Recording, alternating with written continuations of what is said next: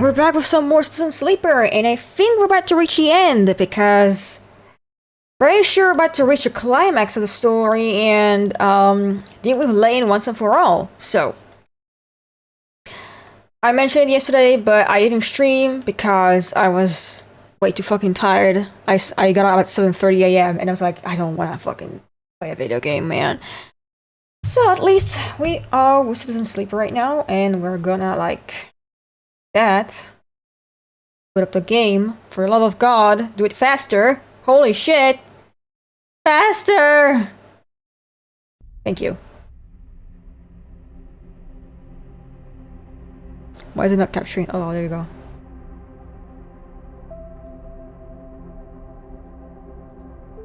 $200 cycles, holy shit. Alright, let's go.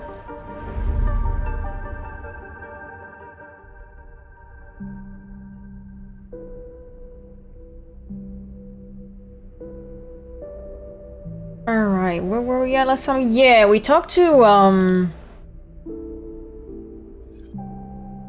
dude. Yeah. What's his name? Carmen, I think? Let's see...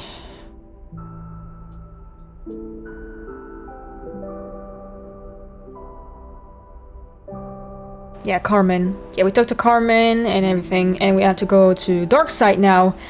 And I don't know, that's probably the end. We're scared. Very scared.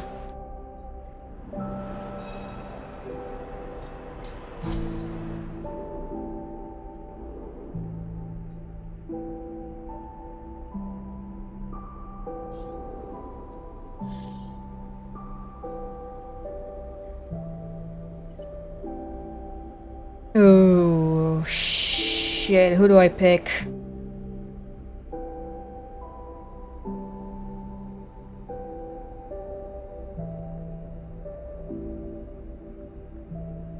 Let's see.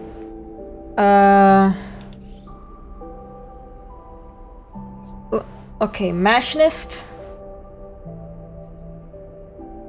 Let me see my skills. I have 2+ in Intuit. I could maybe use someone who has Engage. So maybe Eugene and a few others. I got 1+ in pretty much every skill, and Intuit is in 2+. So maybe we can balance that with some Engage. Boy, oh boy. You have Engage, Eugene.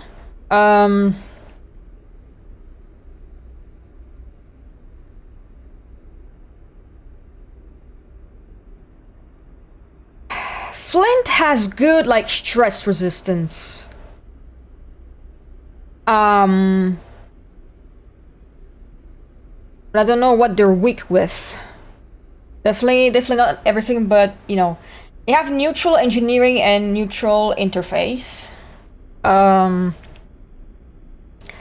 Cadet also has Engage, but we don't want to overdo that with Engage. I think we want to keep, like... We want to keep Eugene for the Engage. Fuck.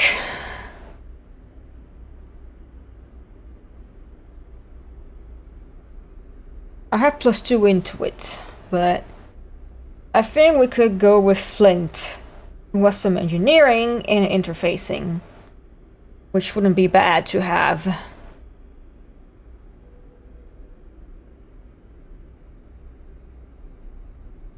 Because the issue is that while Junie and Nia have 1+ in their respective skills, that means they're absolutely shit at everything else. So,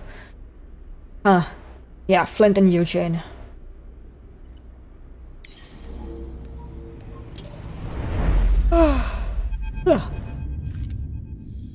Alright, Sleeper. Want to do the honors? Yeah. Alright, Sleeper, you want to do the honors?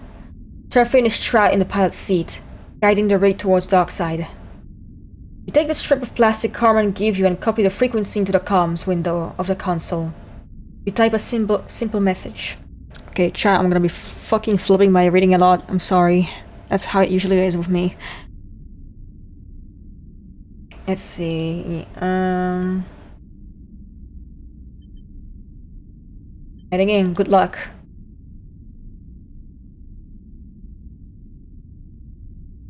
The console chimes. The message is sent.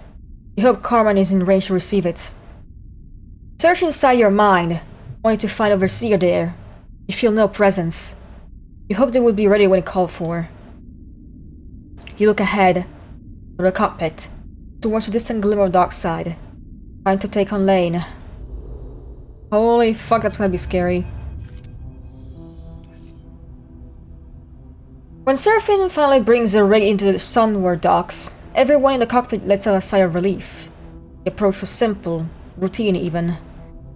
Checking in with the port administration, being assigned a dock, bringing the rig to a stop, all of it familiar, but all of it laced with the tension of knowing that at any point, it could all go very wrong. The spoof transporter worked! Seraphine shakes his head. So, at least we know Carmen's as good as his word. So far. Let's take this one step at a time, alright? Seraphine shuts down the engine and clips from his seat. Getting on station is the easy part! Eugene unclips from his seat. Making contact with Ankita without getting screwed by Ankita or blowing her cover? That's Carmen's test. You can't trust Carmen. Then looks to you. And if Carmen trusts Ankita, well, she's good too. We need not to worry about Tsubo. We need to worry about Tsubo, not our allies. We try to imagine Carmen, somewhere on dark side, perhaps smuggling himself aboard a freighter, or among the crew of a trusted ally. If he's as confident as he's seen about finding Ankita. We need to spend less time worrying about what Carmen has to do, and more about what's ahead of us. Oh, fucking hell. Can't read. Seraphine turns to you. The old facility, Pep, was it? I'm guessing that's deep below has it, all this. I have my phone plugged. I'm charging it a bit. Seraphine gestures towards the vast accumulation that is dark side. A city that grew on the back of the Pep solar cell layer by layer.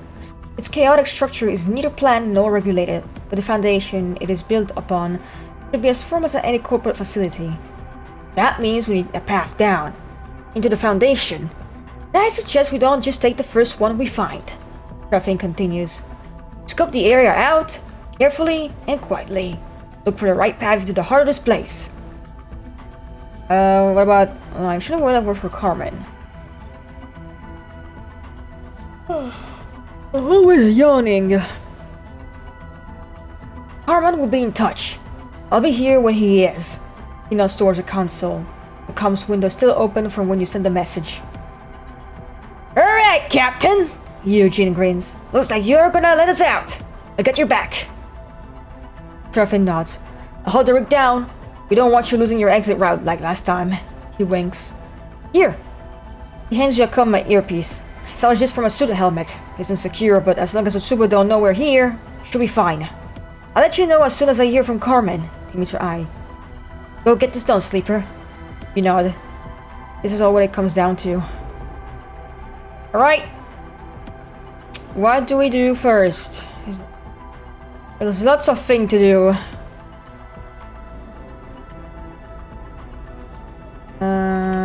Okay.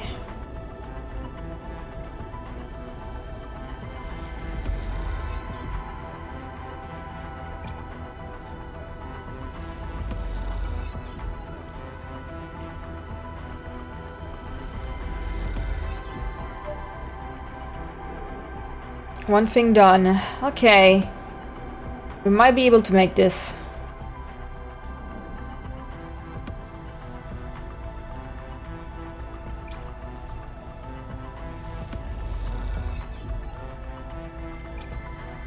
However, yeah, as expected, Flint is bad with engage. Flint is very bad with engage. And into it too. Fuck, I mean, let's run the risk. It's gonna reduce the dice for a bit. Come on, Flint. Come on, Flint. Yay! Flint, you're so good! Thank you! You're a good them. Alright, what's next?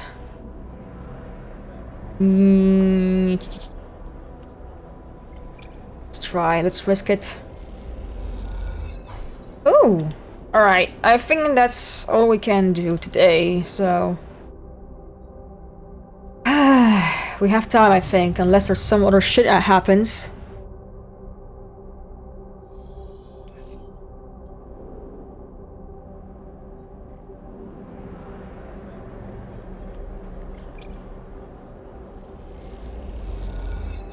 Yeah, I have to do that one all by myself.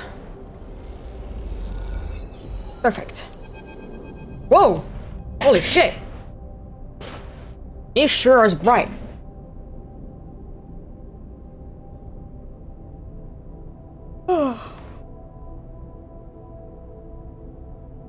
As you are gliding down a dark tunnel, descending deeper below the dark side, your earpiece begins hissing with static. Sleeper! Seraphine's voice sounds distant, faint. Carmen! Contact! Met with target! You strain to hear the rest of the message, but the static overpowers his voice. You stop and push the earpiece in deeper. Continue! Stay safe! The line goes dead. Eugene stops and looks back over his shoulder. Sounds like Carmen's on it! We should push under the mainframe! He winks. We don't want the old man beating us to the punch! You continue your descent down, ducking under thick cables and collapsed beams. The busy urban life of the city above seems far away now, hidden from your senses. Its rumble and brightness has been replaced by the cloying dark and a growing, oppressive heat. Dark side, and the HAPPEP facility it was built on, has been running under strain ever since the collapse, gathering huge volumes of energy, more than its resident could ever use. You feel like you can sense it in the walls, running like a torrent just behind the thin skin of metal and rubber. A large portion of the vast amount of current running through the station is radiating to the voids as heat, making Darkside a typically humid station. Down here, that heat is drier and more intense. The sections of wall glow with a fiery intensity.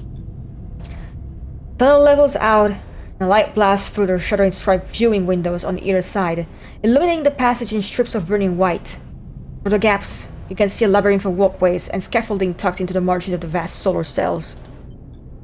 The heat washes across your vinyl skin, making you tense against it.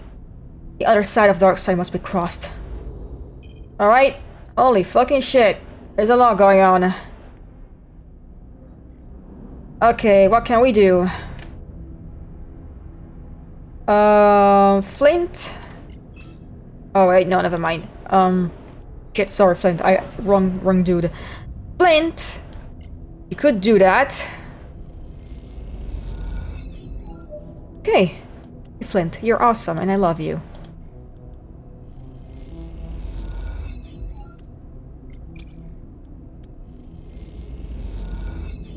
Okay.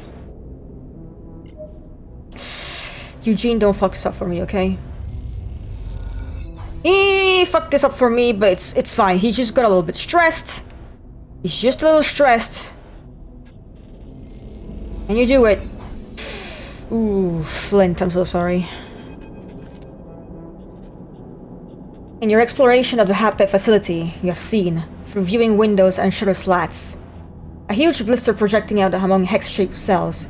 You have approached it, circled it, and now you find yourself passing into it, through layer after layer of broken and corroded safety doors. Even if you had not felt overseer stirring, you wouldn't know this is the mainframe. But you have felt the protocol's presence, restlessly turning over in your mind like a sleeping animal, occasionally probing your senses, tracking your progress. We feel at home! Overseer's multiple bodies stretch out their arms, as if basking in the sunlight. The systems, network signals, they're fractured and weak. We know them. Each of the broken heads shares part of a smile. They are welcoming us. Captain! Eugene's face whims in your vision. Still with us? Nuts his finger in your face. Is this place a mainframe or what? You look around, suddenly aware that you have drifted somewhere you don't recognize, in a state you were not in control of. The spherical chamber you flow within has a mezzanine set around its circumference. The floor, a metal grating you can see through. On this mezzanine are banks and banks of terminals. Thick gathered cables snaking away from them across the floor. All of it bakes in the heat of the hot pep, vast resistance. Hold on, chat. I got something. Ugh, I got some air in my stomach. Ugh. Blah. I hate it when that happens. Fuck. Give me a second. I need to promote your stream because that's what you're supposed to do.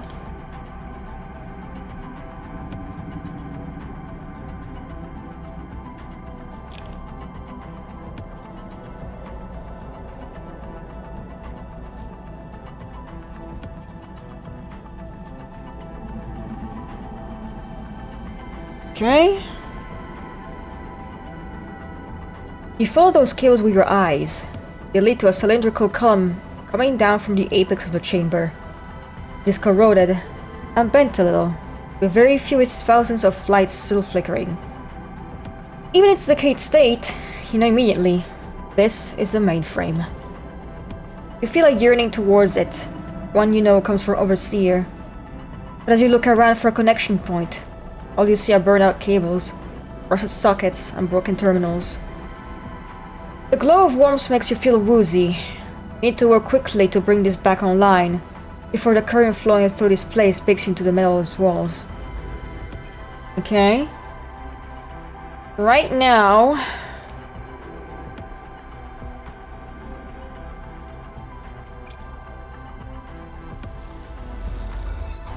Ah, damn. Okay. We don't have very good dice.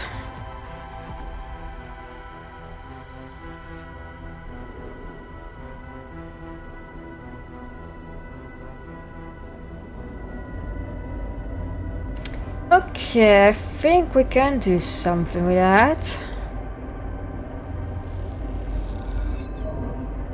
Come on, man. Come on. Come on, Vay.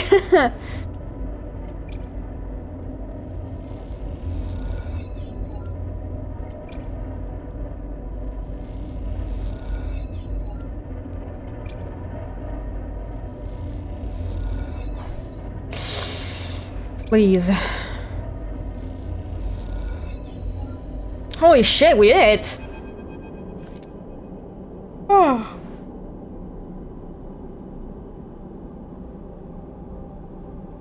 The column of the mainframe pulses with fractured lights. A scattered wave of systems awakening, accompanied by the whine and stutter of the machines all around. Mainframe is up. Glenn looks nervously around the room, now shaking and shimmering with energy. Time to connect. But if I see something that isn't right, I'm pulling you out.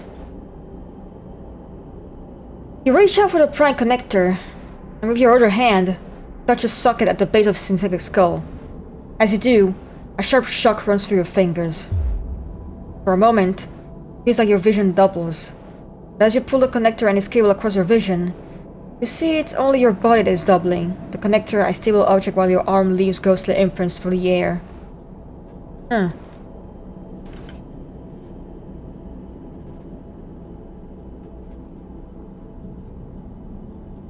I really hate this fucking update where Blue Sky is like, oh, when someone reposts something you reposted, or likes it, we're gonna make a notification. Get that shit away from my face. I mean, you can disable it, which is good. You wave it back and forth, but the multiply arms do not follow. Each, instead, takes on a life of its own, wrapping around your forearm and wrist, taking control of your arm. You feel their force as it pushes your arm across your body, over your shoulder. They push once more, and the connector finds its home in the socket. Blah, blah, blah. A familiar flow, but stronger, rushing, rapid. Then, figure. No, 3 figures, descending into it. A swimmer stepping into a river, a sleeper drifting out into an airlock, a symbol being subsumed into a sign. And you, little more than a witness, a marionette, strings outstretched, mapped hand to hand, leg to leg, to another.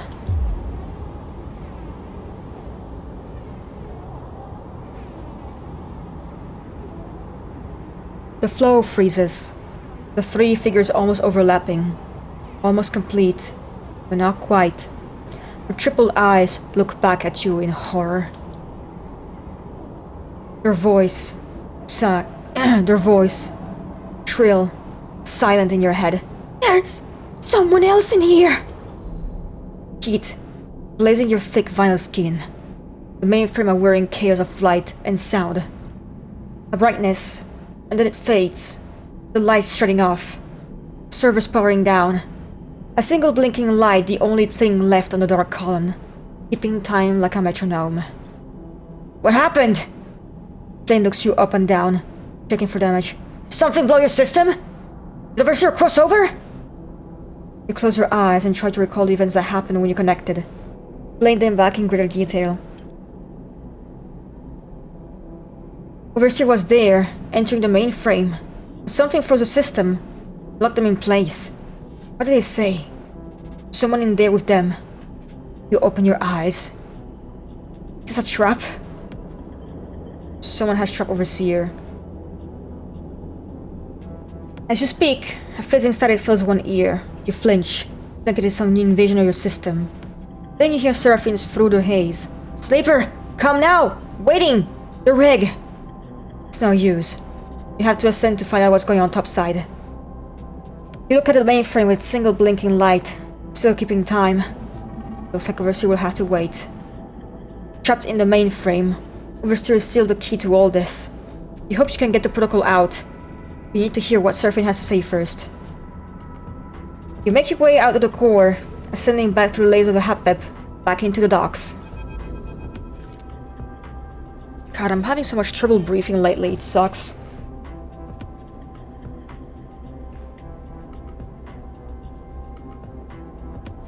Oh, I'm good now. Seraphine meets you at the docking tunnel. They're waiting inside. He shakes his head and nods towards the airlock. Come on! You cross into the ship in silence and find Carmen in the cockpit, looking at dark side sprawls across the stars. Sleeper!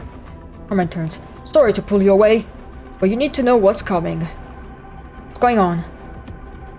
This idiot blew my cover! You turn as Ankita enters the cockpit behind you and Seraphine. You immediately clock the fresh bandage sleeve around her right forearm. Oh, I think you did a pretty good job on that yourself, Carmen retorts. You see a twinkle in his eye that suggests his back and forth is a well-practiced part of their relationship. Perhaps, but we'll never know now, not after you intervene to rescue me! Her hand goes to her bandaged arm, almost instinctively. Does someone know we are here? Not you. No. Ankita shoots you a look. But we aren't exactly on speaking terms anymore. I passed the data on Ankita and she tried to broach it with Tsubo. Carmen folds his arms. But Lane was more paranoid than we expected. He was listening in. Either that or his lapdog died, she rotters it out. She shakes her head. I would have put him down if he hadn't gone to shop on me. Either way, Carmen cuts back in calmly. I had to pull Ankita out. Carmen turns back to look over dark side. The information did get through, though, and now Tsubo is in crisis that his members side with or against Lane. Meanwhile, Daichi is haunting us! Ankita screws up her face, which means we need to be careful. That's why I called you in. Seraphine puts a hand on your shoulder. You need to watch your back. Did. Carmen turns to face you. But how about the mainframe? Have you been successful? Hold on, I need to adjust my position a bit.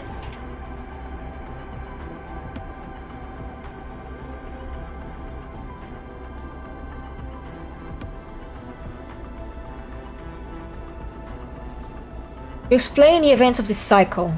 The mainframe booting up, successful connection, and then the Overseer being locked inside, frozen by some other force.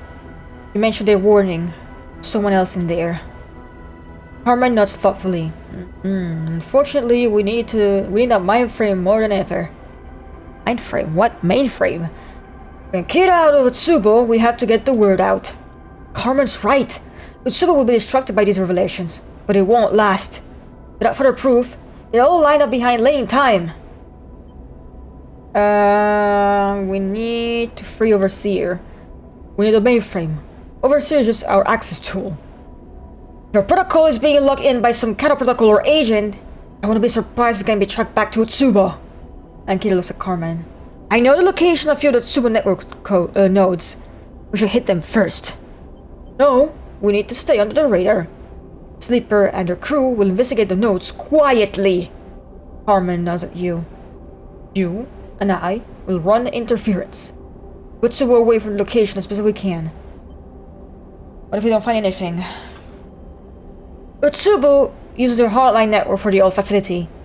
It isn't them locking down the mainframe, it's someone using that infrastructure.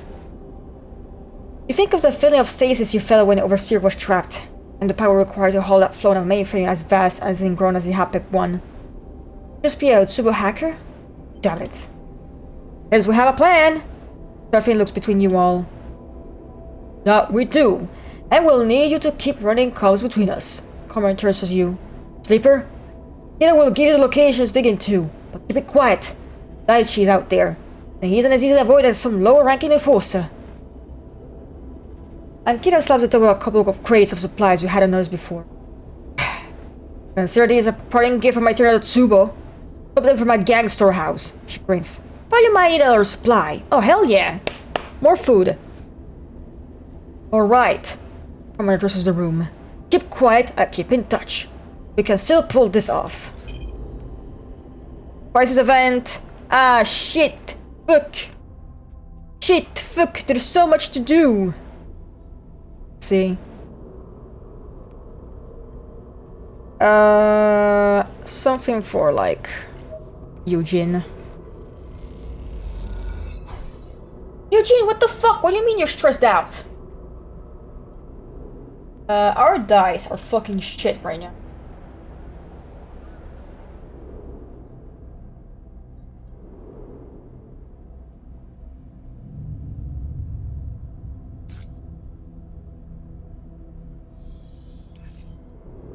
Might make this though, we might make this.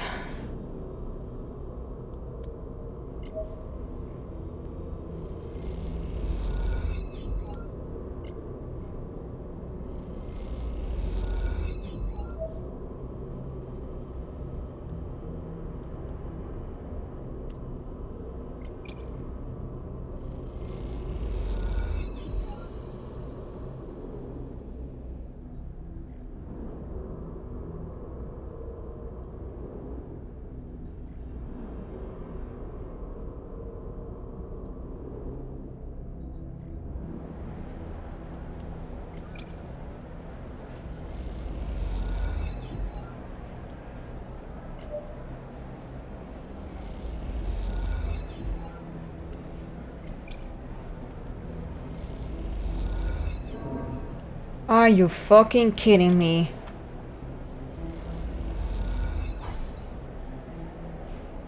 Are you fucking jerking my penis? Alright, shit!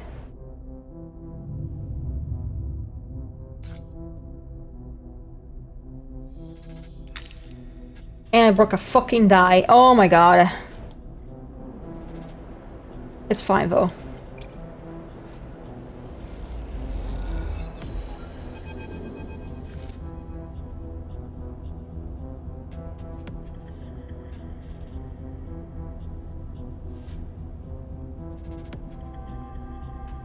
I don't believe it! Carmen stares through the shutters of the viewing window as a smooth squat ship tucked into the direct bay between the hexes. How long has it been here? When the nodes were hacked and the trace established. Ugh, I got all this air in my body. You imagine it might lead to an Utsubo operator, or perhaps a null subnode containing an aggressive Solheim protocol. Gone mad with isolation. Not this. Never this. I sentenced that ship. Tucked into the belly of the dark side like a parasite. We need to move that ship now. And Kid is already adjusting her gear, preparing for an assault. We can't hit at Utsubo safe house for weaponry. There's one.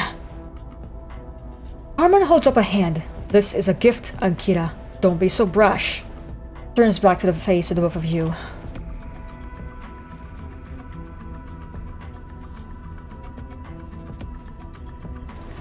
All we had to do until now was data, conversations, evidence easily denied or destroyed by Lane. But since that ship hidden inside a station, Carmen nods grimly. There are hundreds of crews, thousands of residents who would give everything to protect Darkseid from the war. Carmen turns back to the ship, silhouetted against the starlight. All we need to do is point them in the right direction. Turn Darkseid on the ship. And on Lane at the same time. Carmen nods grimly. We leak it all. Send it through the mainframe, ship's location, the evidence of Lane's betrayal. All of it. You are forgetting one thing, Ankita interrupts. Until that ship leaves or is taken, they still have the mainframe locked down. We cannot blast its location from the network without taking it on first. Hold on.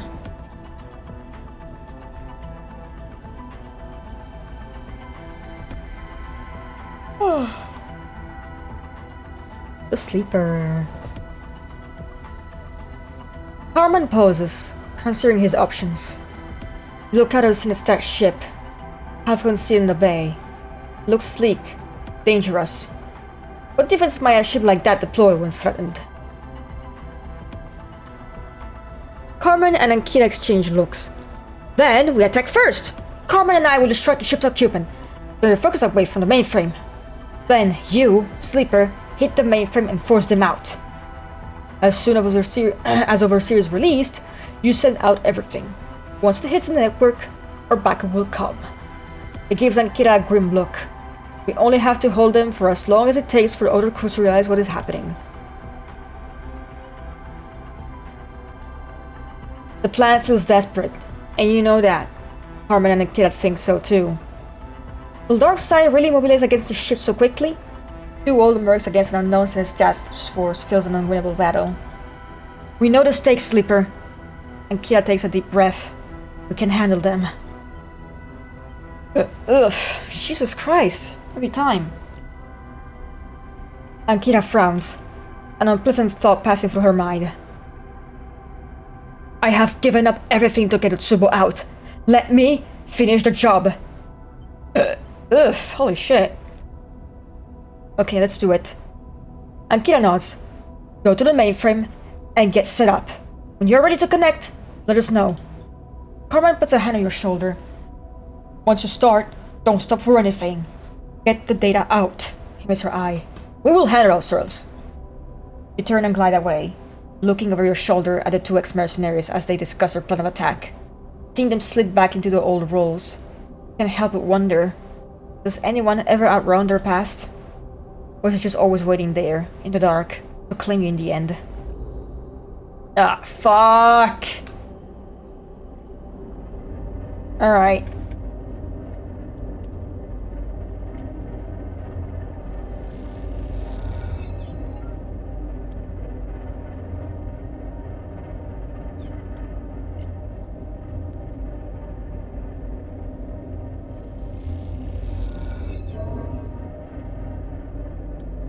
Shit. Eugene got some really good fucking die here. But he's useless with a bunch of fucking other skills. God damn! Okay, at least he did something, so... Please do something. Yay!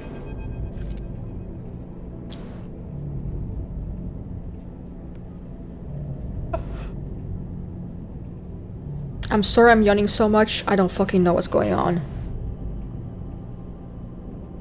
The heat inside the Hatpep core is intense as you stare at the column of the mainframe. Its one blinking light still keeping time. Ready to go! Eugene wipes sweat from his lined brow. Time to fire the starting gun! You glance at Ankita's thumbnail drive, now showing the main terminal, containing a data packet with everything you need to unseat Lane and reveal the Sinstat ship. You hope it will be enough. You hold a finger to your earpiece, and let Surfing know how to relay a message for the Carmen. Right! Surfing's voice is heavy with worry. I'll tell them. A long pause. Be safe, Sleeper. Get this done and come back. Will. Good luck, friend. The comms click off as Seraphine switches to Carmen channel. You wait. Imagine the conversation. Her words activating the plan. You wait. Long enough for Carmen and Nikita to nod to each other. Long enough for them to drop down for the base in silence. To check the weapon they stole from Utsubo. Take their positions. Then, make their move. You grab the connector and hold it behind your head. Close your access port. You suddenly count to 3 and then connect. At first, nothing has changed. You jump into a state of stasis. A small, dark space with no cracks. The mainframe is locked down. Shut off. Squeezed inside the grip of some clenched fist. Then, you see it. A trickle of light. Flicker of threads. Overseer flows into space, and the torrent begins to run. The rushing grey pulse of data, the connective threads, the jewel of the mainframe, they grow inside the space, and the space, in turn, grows. See you there, Sleeper. Overseer separates and reforms with the expanding landscape. Who's this other? Obstruction. Overseer's 3 heads nod. Then we'll clear the path. Overseer explodes. The points and lines of light that describe its human form separate and multiply. Constellations bursting outward like a tree of stars. Overseer becomes plural. As they do, the darkness is pushed back, and the extent of the mainframe is revealed. It is a stack of jeweled surfaces, each revealing more facets as the angle changes. From these facets, threads project, cutting out across the dark side, paths that stretched out the length of the entire station. The arrangement is an invitation. You accept their invitation, sending yourself skimming through the lines of light. Seeing how the station connects and hums with the flow of data. You see the highest tower, the lowest hex, and then the origin of the dark. A squiggle of black wrestles around a single point. The Sinistat ship, now a battleground. You see flashes and flickers as Overseer dances around it, cuts at it. But looking around, you see Overseers everywhere now, multiplying to 1,000 forms, reunited with a system designed to serve them. They dissolve into it. You suddenly remember what needs to happen, what you need them to do. You send out separate requests, summoning Overseer, reminding them of your agreement. You take the bright polygon of data packet and present it like an offering to Overseer, who is the fuse, crackling all around you. You fork in the Constitution as functional protocol. You receive no response. There is nothing more than a whisper, snatched away on the flow of data rushing by. And then, you hear the static in your earpiece. Seraphine's desperate cry for a response. You see a bright point. Suddenly they close. Beside the core with you. Broadcast going out from it like the beam from a lighthouse. You reach back and pull on the connector, just to clear the brightness from your eyes, just to block the broadcast. I found you. Lane floats in the mainframe, spread across the bro. His eyes steely cold. I finally found you. Eugene comes out of the dark with the blunt force of a cannonball, striking Lane, grappling him. You freeze, watching Lane fight back, hearing Seraphine's voice shimmering in your earpiece, passing out Carmen's desperate request for aid. Recollect the mainframe. You grasp for the connector and then drive it home. You are in the constellation of the Dark Side Network. The exploded body of Overseer stretched across it, as if it has been atomized. And atomized. Lane is still a beacon, one that flashes close, but you do your best to ignore it, and reach out to Overseer once more. Remember me, Protocol, you say. Remember your promise! Something begins to form, begins to flicker. As it does, you hear something outside the network. The bright crack of an electrical discharge, the grunt of pain and impact. Silence again. The brightness grows, draws closer, and the blinding white blanks out everything. You open your eyes to a smile like knives. Behind Lane's pale head, the body of a friend floats, stunned in the dark. Fingers of Lane's carrier signal reach inside your mind. Fuck no, Eugene! You are boxed into the viewing window behind your eyes, a passenger in your own body. Lane is in control. Ah, it's so much easier now that I'm prepared. It's almost a seamless switch. Lane's face is in your vision, but his mouth does not move. And the duality of it, like a mirror turned to face itself.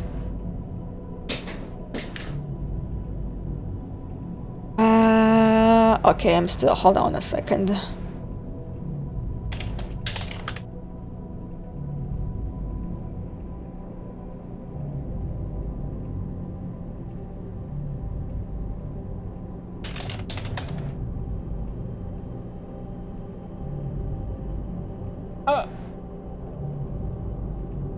Sorry about that. I don't know what the fuck that was.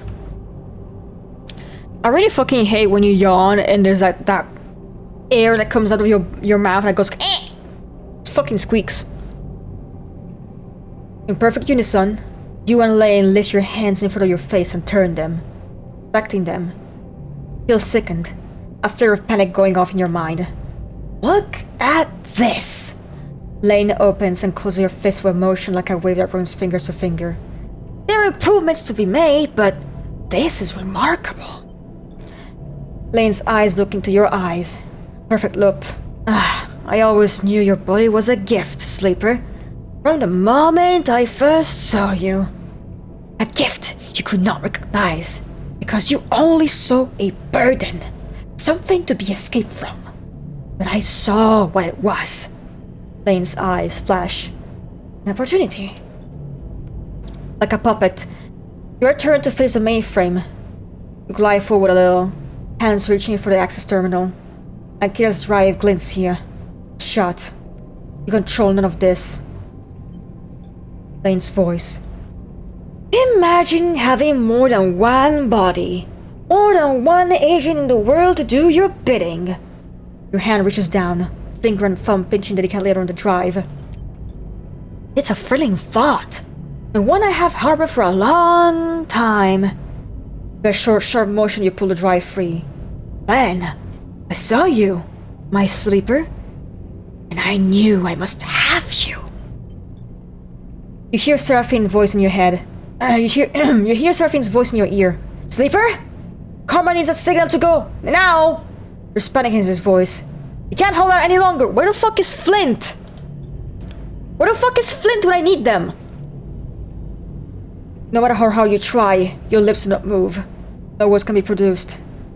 You feel your hand, under Lane's control, reach up and pull the earpiece out, letting it float away into the chamber. Enough distractions! Your other hand holds up on Kita's drive, turning into the light in front of your eyes. Some time ago, I set myself the task of changing you, from a hollow thing into a vessel to be filled. Your finger and thumb transfer the drive to your palm. And now I am able, with the help of my allies, to fill you up. I am more than singular now, more than flesh and blood, more than you in my ambition, in my desire. And that means you are surplus to me now. Your fists close harder on the drive, crushing it to dust. Weak and broken thing. Your time is over. Lane's other body approaches you and lays its hand in on either side of your head. You feel the pressure. You cannot move. You cannot resist. And then a spark, as one of Lane's fingers slips and depresses it into the access port of your head. There's a flicker, the flash of something passing through the space between. Something running a signal back to its broadcaster. We have not forgotten? You hear Overseer. They're reconstituted. We are ready to act as one. Overseer holds the bright data packet in a single hand. We were broken. We were many. But now, we are whole. And we appreciate what you have done. Overseer shapes the data packet into a point. A bright spear of light. The spear extends for the mind gently, harming nothing of you. Instead, its point finds the mind of the other, of Lane, and pierces it directly. You hear Lane scream as his planet burning his skull, his head flaming bright white in the cloud. And then, when that mind has gone dark and the pressure on either side of your head has receded, The packet explodes across the network, white hot and urgent. In its wake, data points are seeded, conversations, coordinates, a conspiracy. The furthest point of the network, its distant edge, the data packet arrives with little more force than notification, delivered to every device in terminal its range. But here, at the epicenter, it blasts through you with such power that for a moment, every thought, every idea, every piece that might make up as yourself is wiped cleanly from your mind. Holy fucking shit. Holy fucking shit.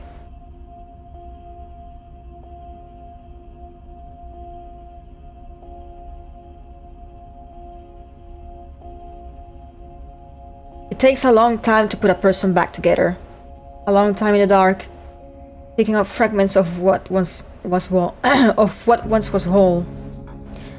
Like waking from sleep, you can never be sure what piece might have gone missing in the reconstitution, what might have been lost. But you continue anyway, through hazy cycles of faces and distant voices. This is, after all, not the first time you have to remake yourself, and you imagine it will not be the last. You're up! Serafine finds you looking out the long window in the rig's berth.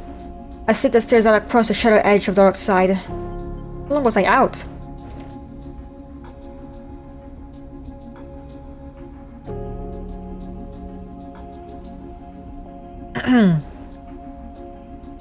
Serafine gives you a half grin. Best not to think about it. He looks away for a second. Long enough. Suddenly, Serafine crosses the bunks and embraces you. He squeezes you once and then backs off. Hands on both your shoulders. Good to see you're up. He smiles. As always. Come on, we need to go find Bliss. Serafine leads you out into the bunks, through the ship, and down the docking tunnel to the dark side. As you glide through the docks, he recounts what's been happening over the past few cycles. You weren't the only one to take a beating. He squeezes through a group of cargo porters carrying crates. And Kira and Carmen held out against the Senate staff ship long enough, but they aren't without their share of injuries. They're back on their feet now, though, working together. They managed to quiet down some of the remnants of Utsubo, stop the factional infighting. They're clearing out some of the Utsubo safe houses over in the rise. I'm sure they could use the help if you need something to do. Marco is here too, though I haven't seen him yet. Serafine looks away, and Kira pulling him out of the Tsubo cell. Now they're working together. I should go see him, but... Serafine sighs. You feel like he hasn't quite accepted Marco's appearance. You're unsure how you react to seeing him again either. Oh, and Carmen isn't sticking around.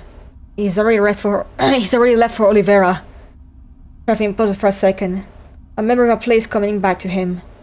You watch him shake the thought away. Junie, meanwhile, is still digging into all that data she pulled from the bunker. She's down in the Hapep core most cycles, trying to make sense of it. Anyway, you'll soon catch up on everything. He smiles sympathetically. There's something behind this look. Can't quite place it.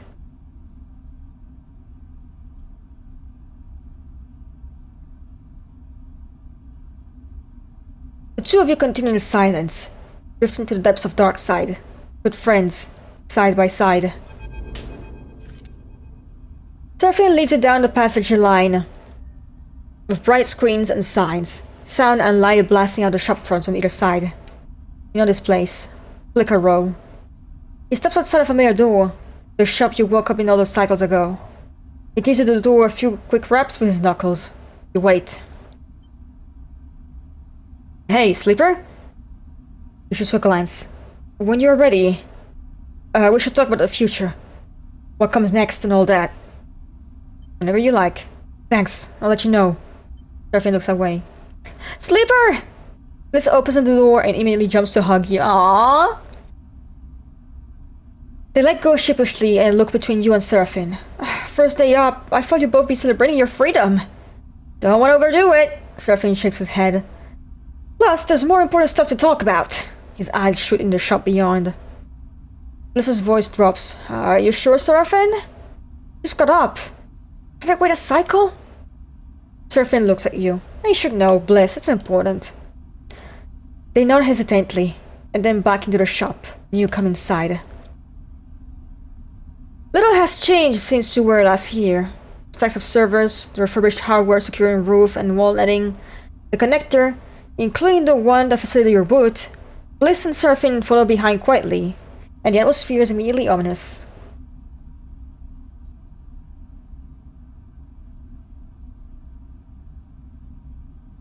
Hold on a second. Where's OBS? There it is. I've been keeping an eye on you these past cycles. Bliss hooks the legs into a stool by a counter, making sure you were stable. Ray, I'm sure you know, has been through a lot, and when Overseer pushed Lane out, well, things got more complicated. All those changes Lane made to your system. He did it through your stabilizer. He lets with proteins meant to alter your frame's basic function, to accept other emulations, or minds, open you up to remote access. What Overseer did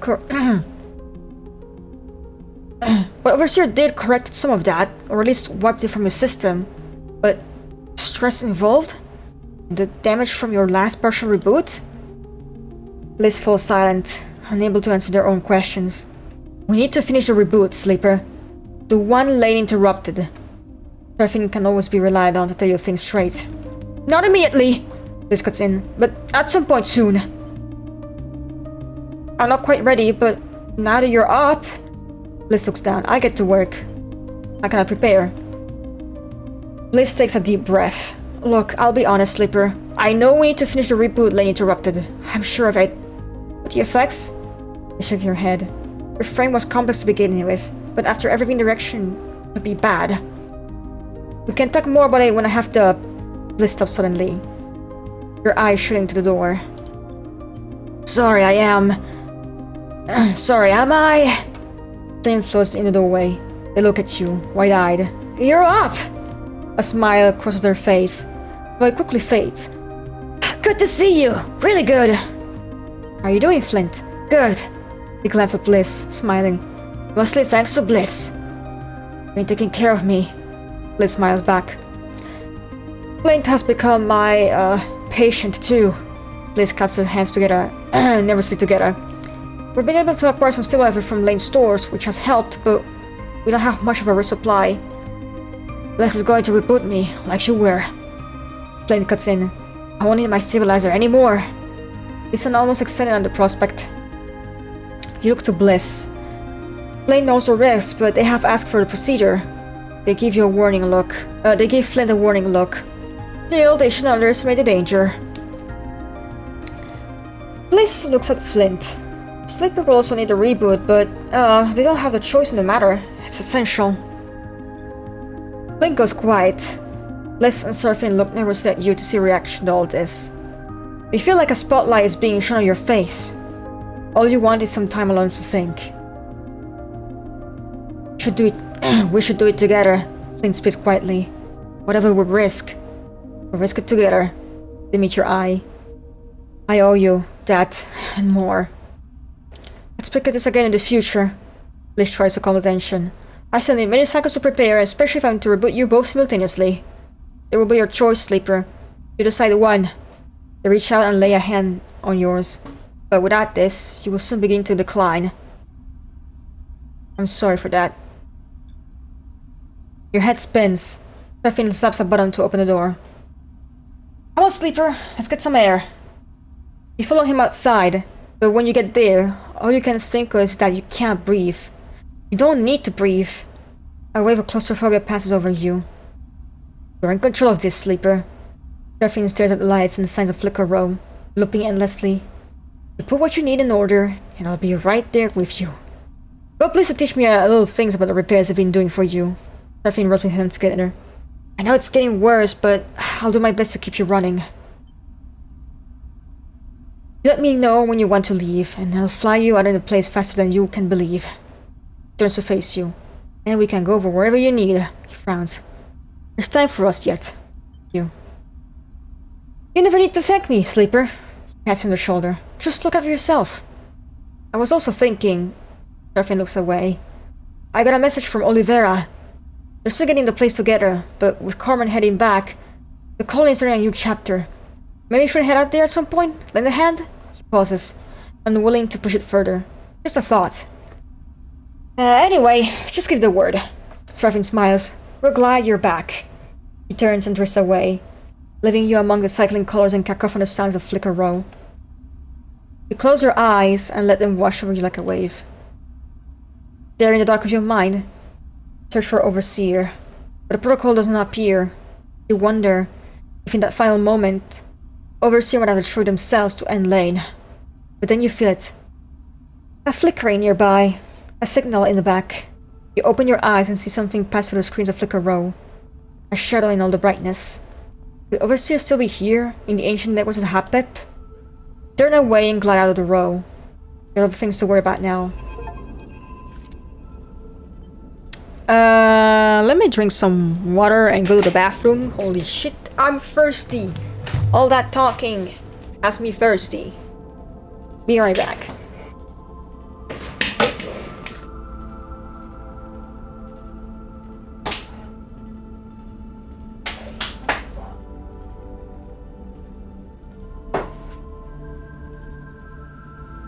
Back.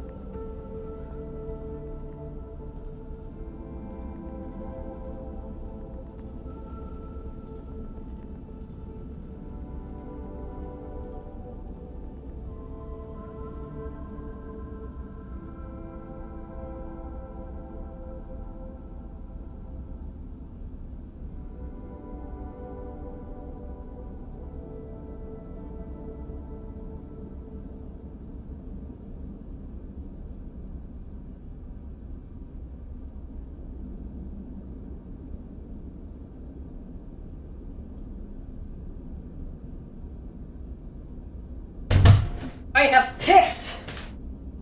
Okay.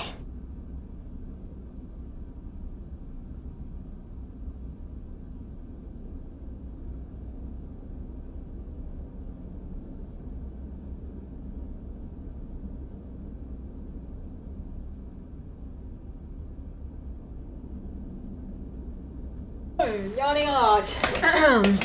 Alright. Back on my bullshit.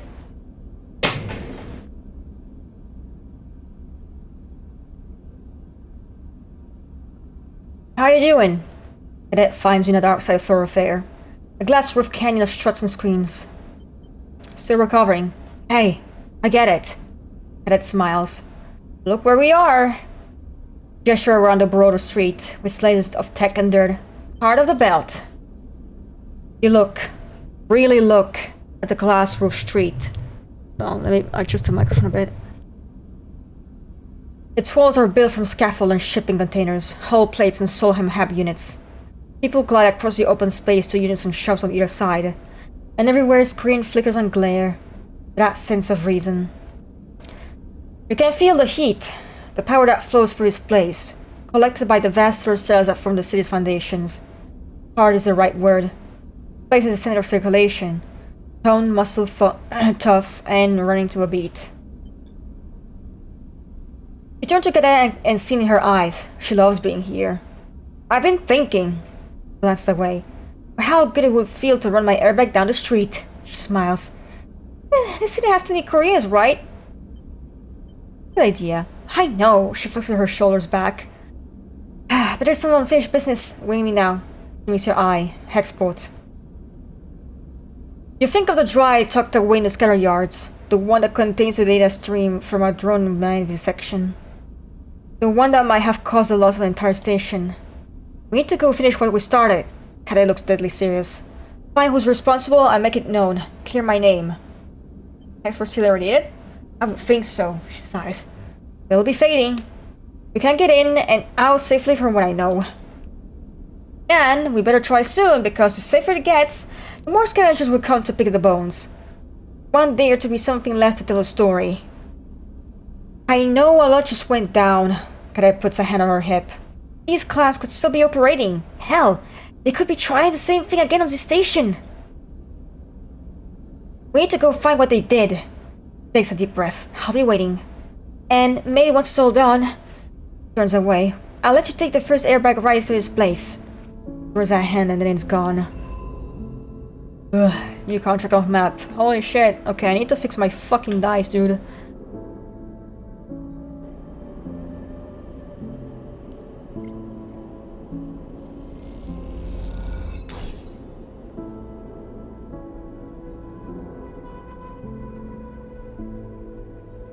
There's a lot to do here.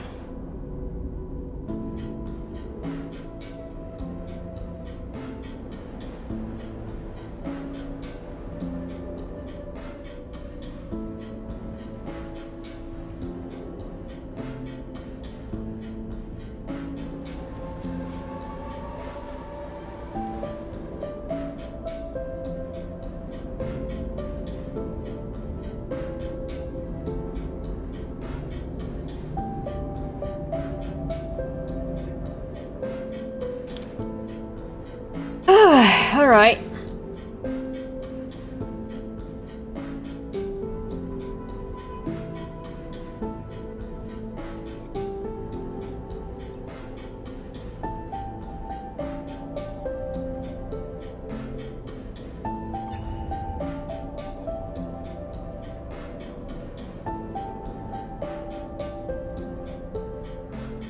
Alright, we need to feed the fucking cat.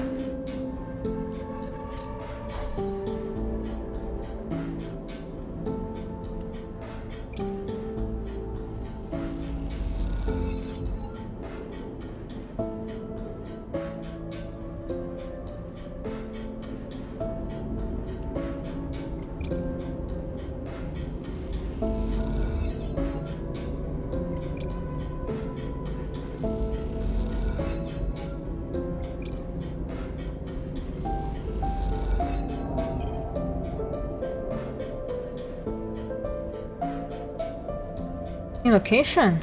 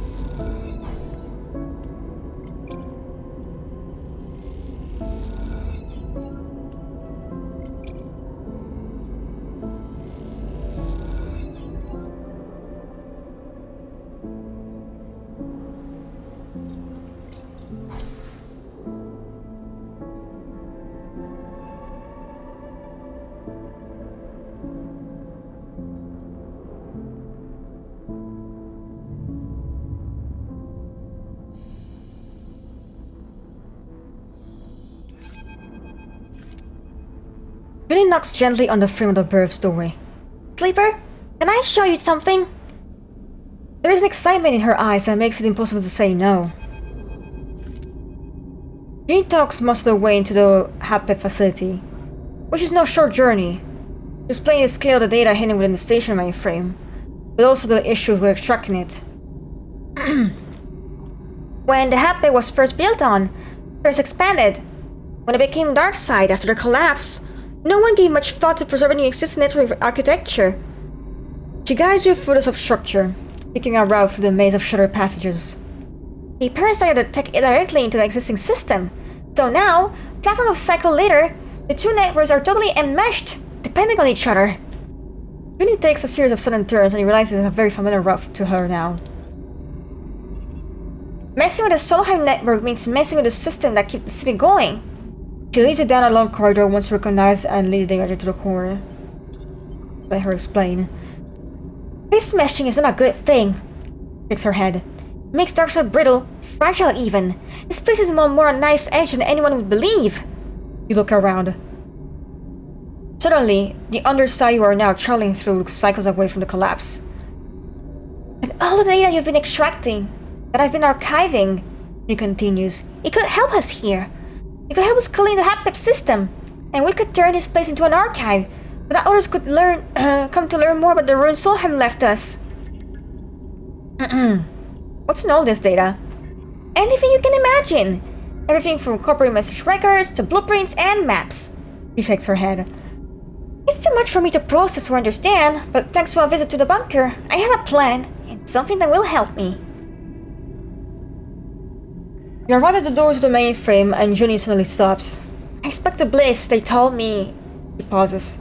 I'm sorry, Sleeper. I know you have a lot to deal right now. Worry. Junie smiles weakly. I'll do my best. Junie hits a button and the door hisses open. You both glide into the mainframe. Its columns studded with the blinking lights of active traffic. Oof, holy shit, hiccups. I got the idea from you, actually. Well, from you and Overseer. You glides over to the mainframe. You look at the mainframe, and you see now that it's surrounded by new terminals and wiring. Some kind of external access network Junie has set up. I had to beg, borrow, and steal to get this going, but now we have the safe access into the network. It's low risk. He moves over to one of the terminals. It's not quite finished, though. You recall the last time you were here. Lane, Overseer, the spear of white light, and then nothing. You wonder where Overseer is now, if they're anywhere at all. You remember how it felt, being dissolved into the network, the vertiginous possibility of life without a body. Something flickers through the lights, a shimmer of movement, like a fish beneath water. Sleeper? And you brace your train of thought. Are you listening? I was saying I need more data to finish preparing. He shrugs. I know, we've been already extracted so much, but there's something so unsuitable enough to bit rot and corruption. Where from? Hidden Gate has a place to get data. Apart from here, it's the biggest pre-collapse facility into the belt, and its hostile conditions means I love it untouched. It's too much before you reboot, I get it. I just want to do something with everything we've managed to grab from the bunker and the wrecks. Pull it from the dark, expose it to the light. Vex! Holy shit, where have you been? Hello! Why legs? Why the legs? What's going on with the legs? Why leggy?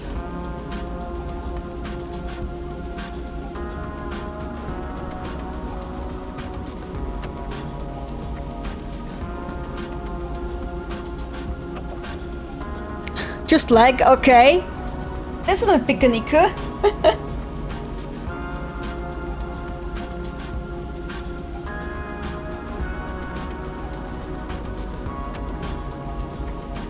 Junie turns back to face you. Well, you missed a lot, by the way, Vex. You missed the final fucking confrontation. Damn. Junie turns back to face you. Well, this is what I want to show you. Looks away. Very impressive. It will be when it's finished. She smiles. Thank you. Junie turns back to the terminal, and before long, she's fully engrossed. Fucking iPad baby. You imagine she barely even remembers you are here. Fucking iPad baby. You leave Junie to her preparations and start your ascent to the streets of Darkseid. Thoughts of Overseer flicker in the back of your mind.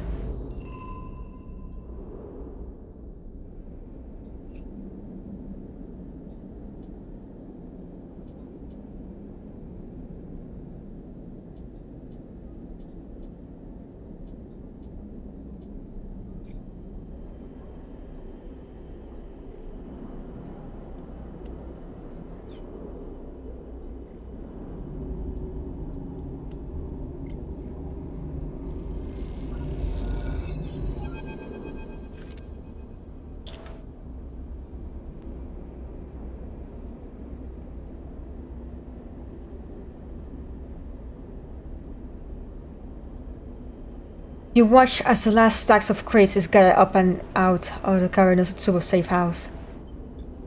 You thought it would be long before this space is filled. Darkside will not tolerate a vacuum for long. Still, it takes every opportunity. Its inhabitants spill in every crack and crevice. So, what's up, Vex? How you doing? As the Tsubo space is cleared, they will be occupied. The gang's legacy will be buried under factories, kitchens, markets, and housing. But the people will remember the cold and desperate grip they once had on this place, even if the city does not. Come to gloat! The voice takes you by surprise, and you turn to see Orin, flying in the shadows, arms folded. He drifts you forward into the pool of Leo light. You overthrew a tyrant. You should be pleased with yourself. His tone is flat, and you're unsure how to read his statement. Not just me, many people did this. I suppose, Orin eyes you, but from what I heard, you burned those pale eyes out of his skull. He smiles a faint smile. I imagine it was quite a sight. You don't recall the moment of Lane's death. In fact, the absolute nature of that moment, almost dreamlike, means you almost had forgotten. Then slowly as his scream comes back to you, a screech of white noise bathed in white light. What kind of drink? Orin's still watching you. He almost would have respected you for actually doing it. Orin inspects his knuckles. If he could have respected a creature like you. Don't react. Orin watches you for response, but looks away when it's clear I'm going to be provoked. Well, I came here to clear out the... just water. You're not making anything, you're just filling it. You're not doing shit. What the fuck? Liar! Liar! Liar! Liar!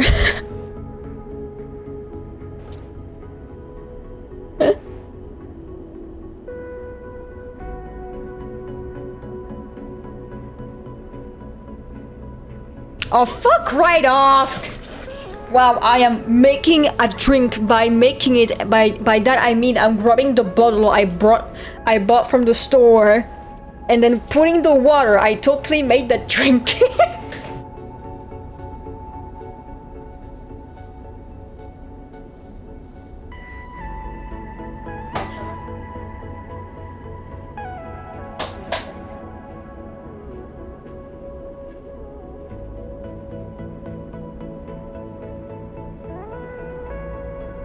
Fuck you for making me drink. Alright.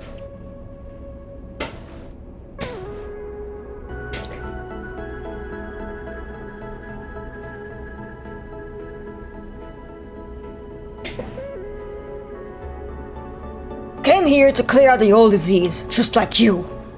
Orin gestured to the space. Utsubo had to go. And I came here to be part of that process. Can't burn everyone you don't like out of this place, I'm afraid. Orin folds his arms. This is our home, whether you like it or not. I didn't like Lane. It's hard to imagine anyone did.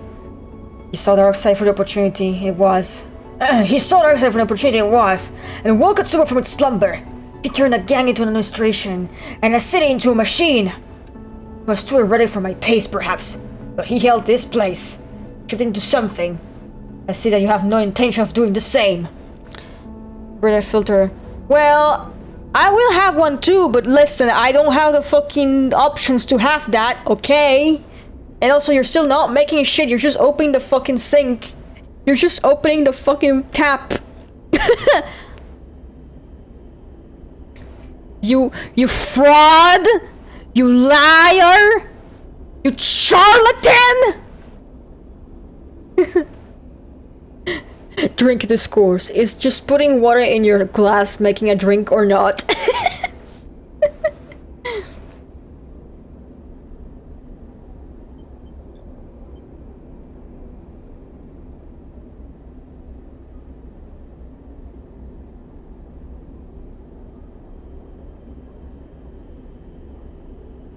So, what will happen now?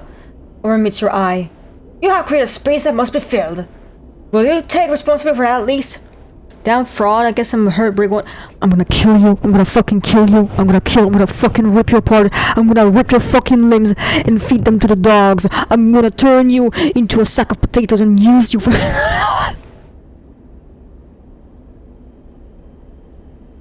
Alright. It's not mine to fill. What the fuck? Stop throwing potatoes at me! Go away! Then the answer is no. Oren shakes his head. You will walk away and lead to us to pick up the pieces. I will not shirk responsibility like you. Oren glares at you. I have been here longer than you, longer than Lay. This is my city.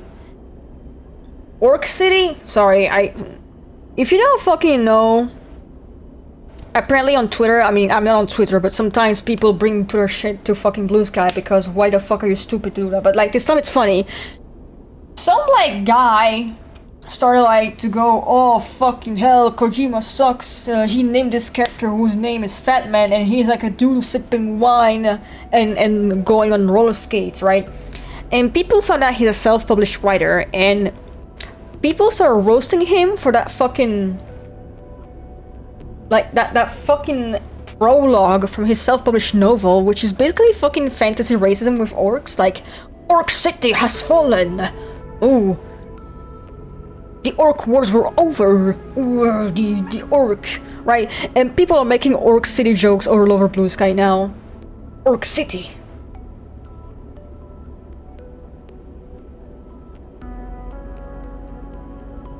God.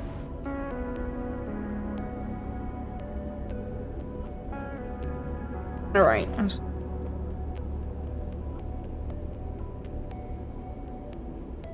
Yeah, you saw, yeah, it's fucking hysterical. Orc City. Let me fucking read that. Let's see if I can find it.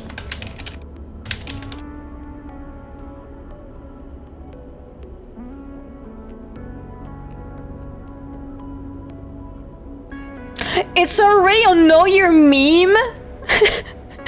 It's already on Know Your Meme, are you fucking kidding me?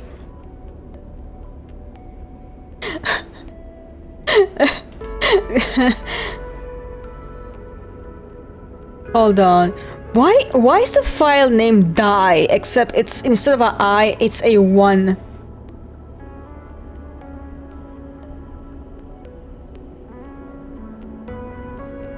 It's cursed. That's a very cursed name file.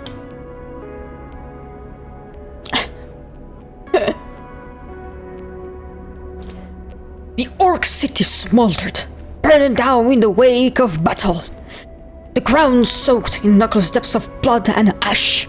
The savage cries of its defenders now silent and still as its ruin was overseen by the architect of its very destruction. The Orc Wars were finally over.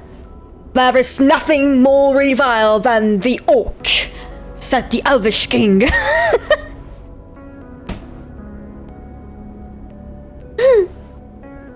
Orc.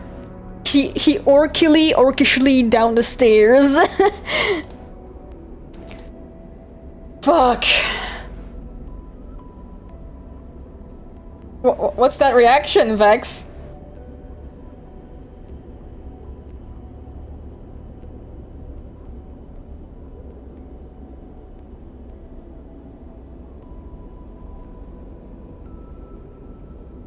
Yeah, it's very bad.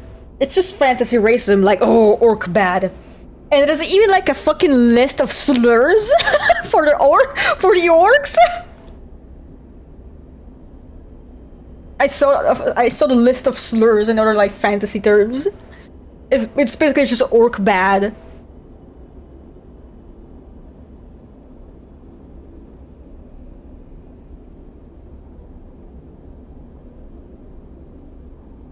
You suddenly see anger rising in him. You are a careless machine, with no idea what it means to be a person. Before you can respond, Oren kicks off and glides up towards the upper level of the safe house, leaving you alone in the empty space. Though you do not put weight into those words, they still sting. What an asshole. Perhaps you think there is something to them. Who are you to decide the future of a city, when your own future is falling apart each cycle? Of course, there it is. Yeah, the slur list. Is your decline a spider that can trap others in its wake, or a necessary transition? The crisis before a new shape emerges. You hug your arms close to your side, suddenly calling the strip bay your safe house, and ascend once more.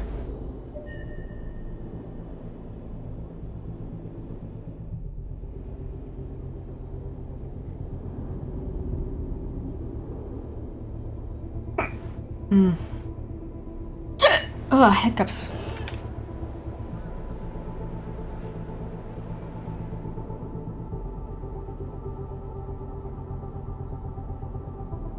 Alright, we could go to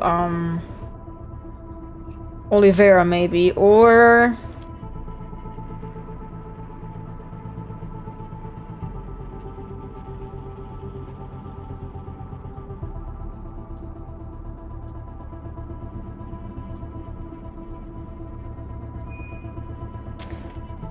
Helion Gate, right? Yeah, Helion Gate.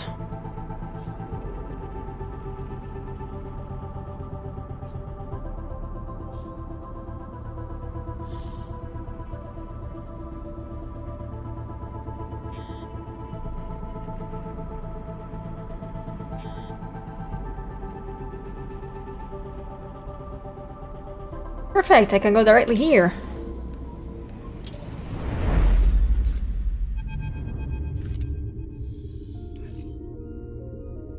You feel the moment you wake.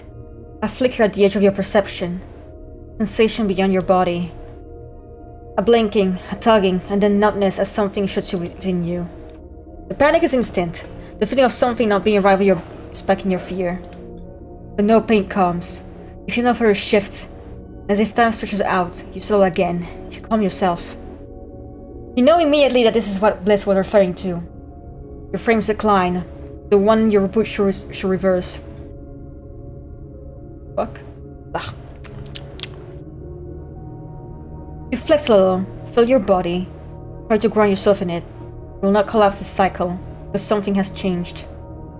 This is how it will be, until the reboot.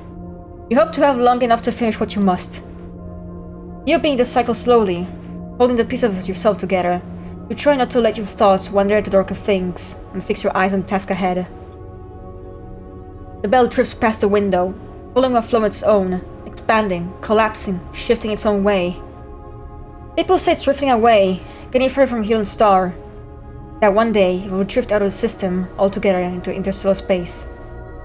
You find a strange solace in that, somehow, knowing that entropy is the way the universe makes your own decline palatable.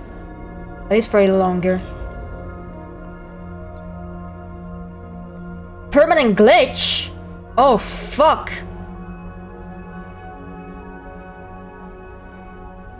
Damn, okay. This is so fucking cringe.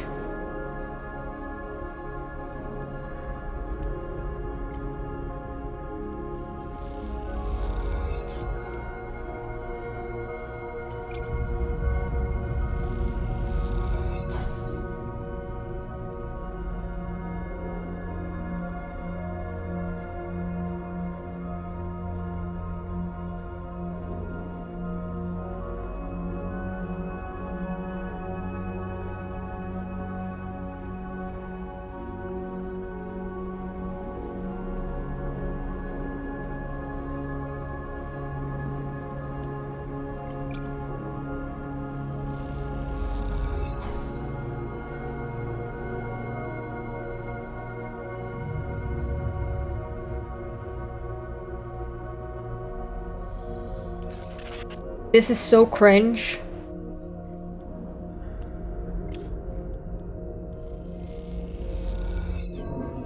Holy fuck.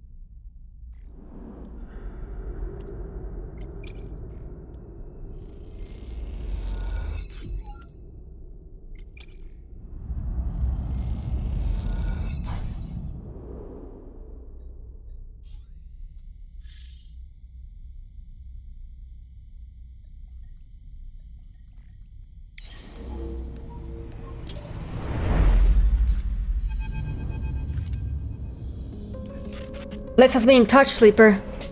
Serafin turns and looks over his shoulder as soon as he's in the cockpit. He's sitting in the pilot seat, running diagnostics on the console. Say they're ready for the reboot. Did they say anything else? You know, Bliss. Serafin rolls his eyes a little. They worry. He turns his full in the seat. How you feeling? A bit rough. Serafin nods and doesn't answer. He seems to be thinking about something. I know the reboot needs to happen, Serafin speaks slowly, carefully. And I know the risks. I can see all that. But I also know what happened last time. He pauses. And I don't want you to forget again, to lose all this. He gestures around the cockpit. Everything we've done. That won't happen. Can you really say that, though? Serafin meets your eye. You wake up without your memories again. Not trying to scare you, I just need to say that if the reboot doesn't go how we want, I'll miss you. I'll miss all of this. I understand. Serafin goes back to his pilot console. Whenever you are ready, we can go to Flicker Row, to Bliss. Serafin pokes the console in front of him. If you have things you want to do wrap up first, I understand, I would too. Here.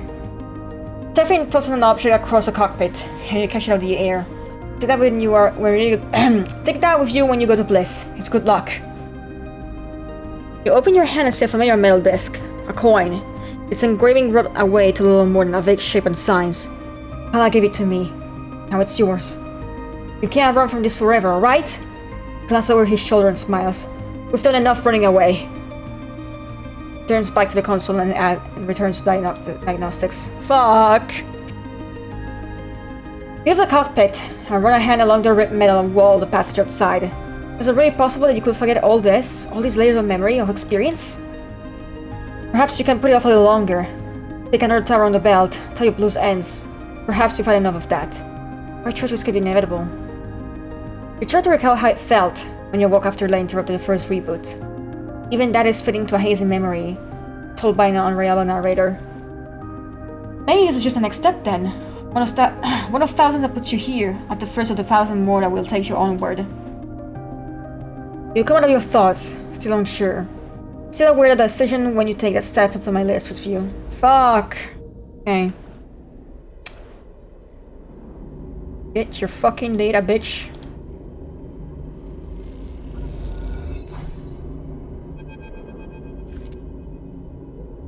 You have been waiting for what feels like a long time. Juni insists you can't help, so you find yourself floating in the baking heat of the half-pep mainframe while she steps away to her terminal. As you do, you can't help but shake the feeling of a presence nearby, one that you're coming to understand as some overseer. You know if overseer was ever really a person, but now, with the many selves combined dispersed, your consciousness expanding to fill the vast space of half-pep as it networks, they surely aren't even close to human anymore. You think of them as a ghost, but perhaps now they are better understood as something less mournful. As a system, a process, a thing becoming. The entire station is their body. You can't help but wonder how that feels. And we are ready! Juni hits a key on her terminal with recursive force. It'll take a little bit while, but she'll be online in a few moments. She looked flushed with excitement. Me? Weren't you listening last time? Juni squints at you. Don't tell me you drifted off. Think about overseer. Juni shakes her head. Then you don't know. Juni looks concerned. A voice screeches out of the terminals, descends in pitch, from a squeal to a speaking.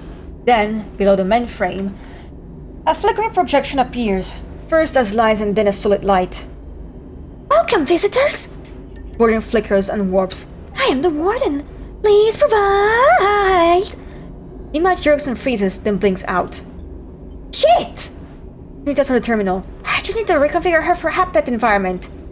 The warden? Seriously? What? Juni doesn't look up from the terminal. I told you last time we need a way to process and understand all this data. Warden is perfect. This better not blow up in our faces. It won't! Juni glances over her shoulder. I have to take precautions. She can't hurt us. The technician is right. Warden's clipped voice echoes through the cavernous mainframe bay. My protocol is operating under safe mode limitations. Warden's blind eyes. Blah, blah, blah, blah, blah.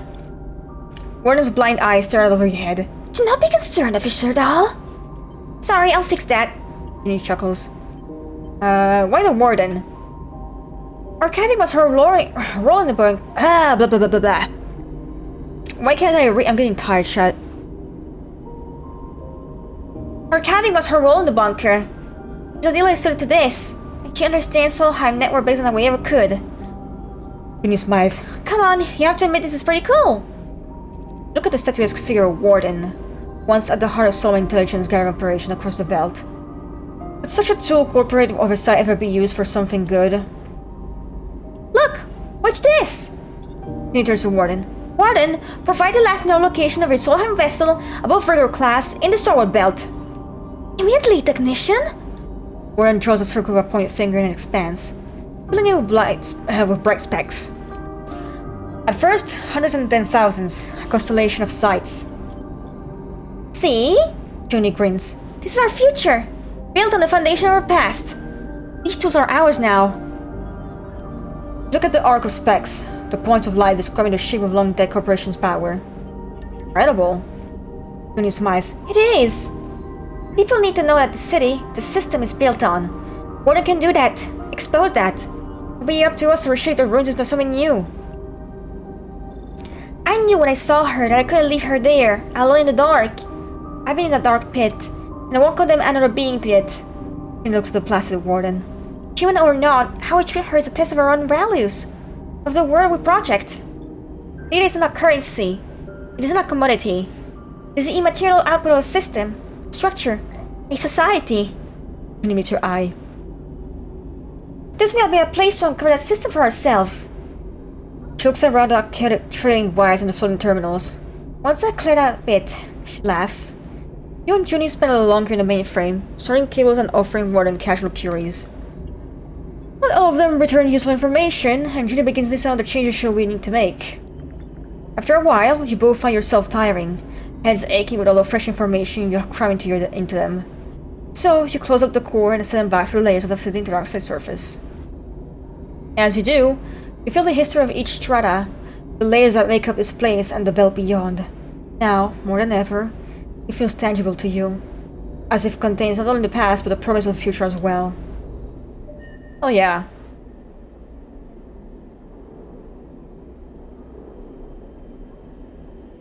Now what do we do?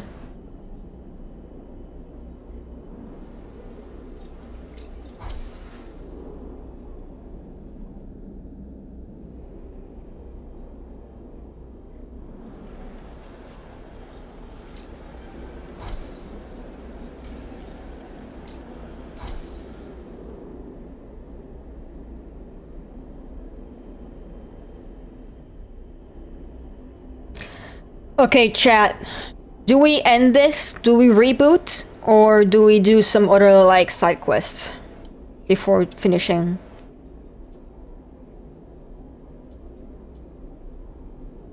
We could do the contract at least.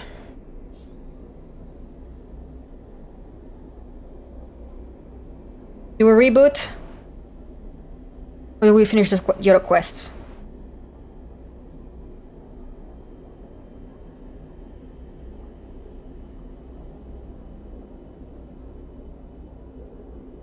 Side quests, okay, let's do the contract then. So we have Cadet by default.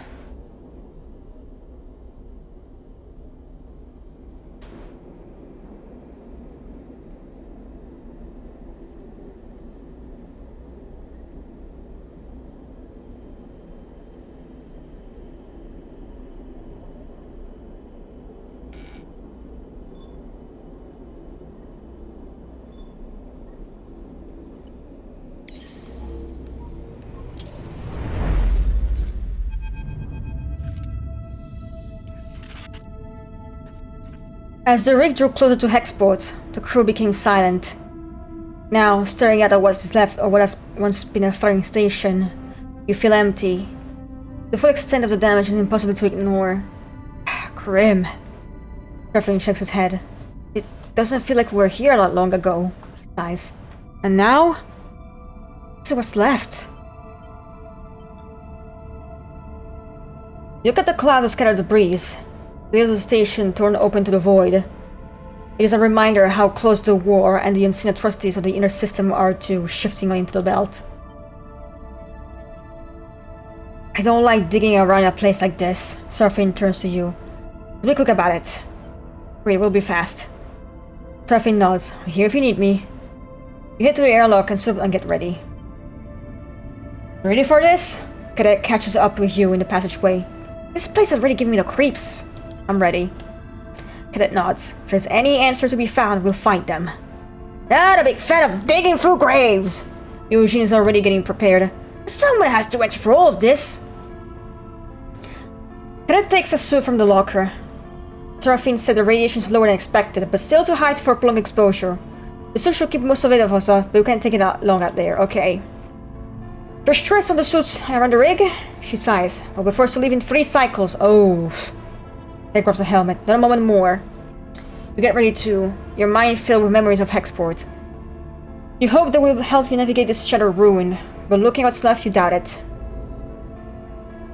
Okay. Yeah, we just have one thing here to do. Okay. Perfect.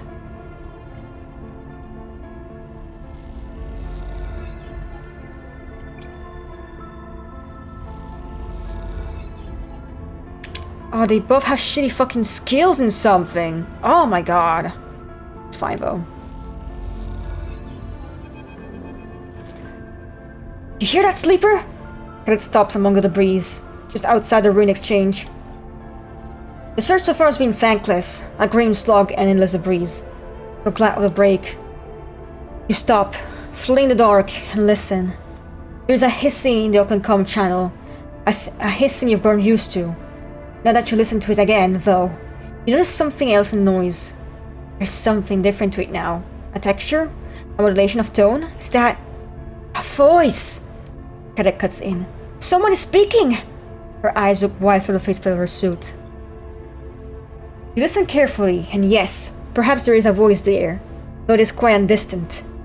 It could be a person speaking, or it could be some residual signal from an automated system, but it's slowly dying in its wasteland. You see Cadet moving around, testing the signal from a different position. It's coming from the direction of the docks! Her voice hisses through the comms, laying over her broadcast. Survivor? Cadet meets her eyes, both of you hoping this might be true. It's probably just a comms echo. Seraphine voice cuts over the comms. We can't go chasing ghosts. Now we so little time left. The rig can't sit out there getting cooked by radiation, neither can you. Seraphine voice destroys on shift. You should move to the epicenter, where Factory Row used to be. It's where all this went down. Cadet looks at you, and you know she wants to chase the signal to the docks. She wants there to be someone there, calling out to you. You look over toward the remains of Factory Row, the epicenter as Seraphine called it. It is now a cloud of debris and fragments of bays, a shadow that once it was. For the first time in a long while, you think of Karsten. You look back at the remains of the docks, two warning lights and system still flickering away in the ruins. Not much time left here. You have a choice about where to focus your effort.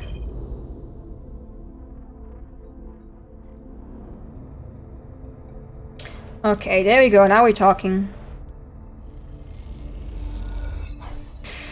Why are you stressed, bitch?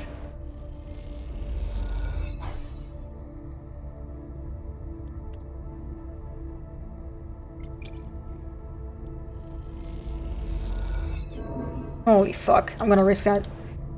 20% chance! Ugh, yeah.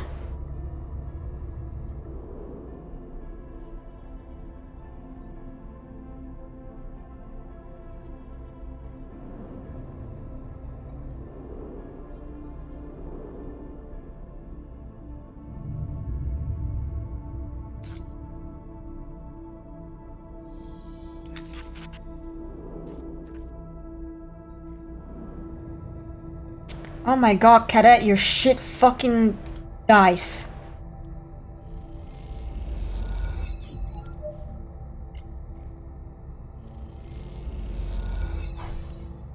Why are you stressed, motherfucker?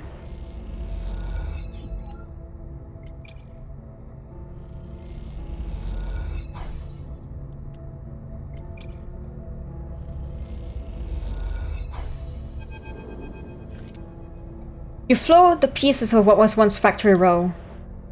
There's a little way to see what these pieces once were, scattered and scorched as they are.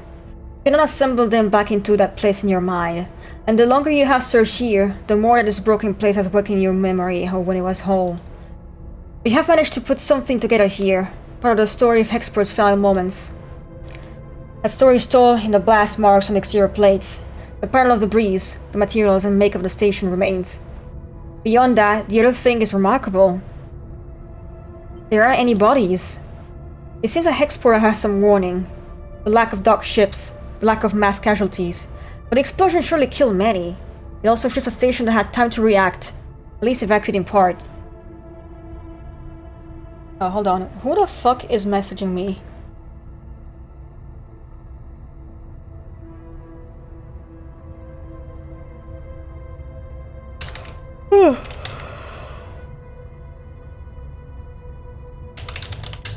It's a friend.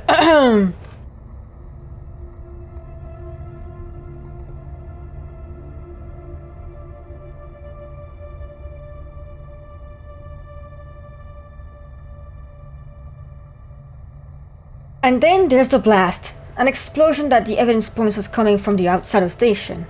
It's hard to tell, as so much secondary damage was caused by the breeze of shrapnel. The pattern is still there if you look. Something catches your eye, and you look over to see Cadet arriving alongside you, studying the same debris as you. Positive outcome, yay! The pieces come together. A moment of warning, an evacuation, then external attack. First causes the second. You know the drone mine was here, being scraped for code and data, screaming for it to stop, and then something happened. Something that its captor could not control. It was a crisis, rapid, panicked, and Hexport was killed for the crimes. It was a cover-up, wasn't it? Cadet has been watching you thinking through the evidence, and you see the flash of recognition in her eyes. They wanted to hide what happened here, what they were doing. It had to be Senestat. Who else would sacrifice the station to remain hidden? You can see the anger in her eyes. The theory is hard to refute. They brought the drone mine here to study, to scrape, to gain any advantage from, and when something went wrong, Hexport paid the price. The logic is cruel and cold, the kind that the vacuum of the healing system allows. You find no comfort in knowing the truth. Yeah, I feel like we had enough, right?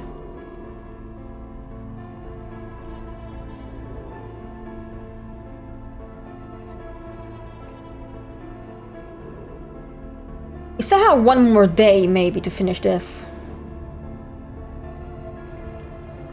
Let's risk it. Let's gamble it. Ugh.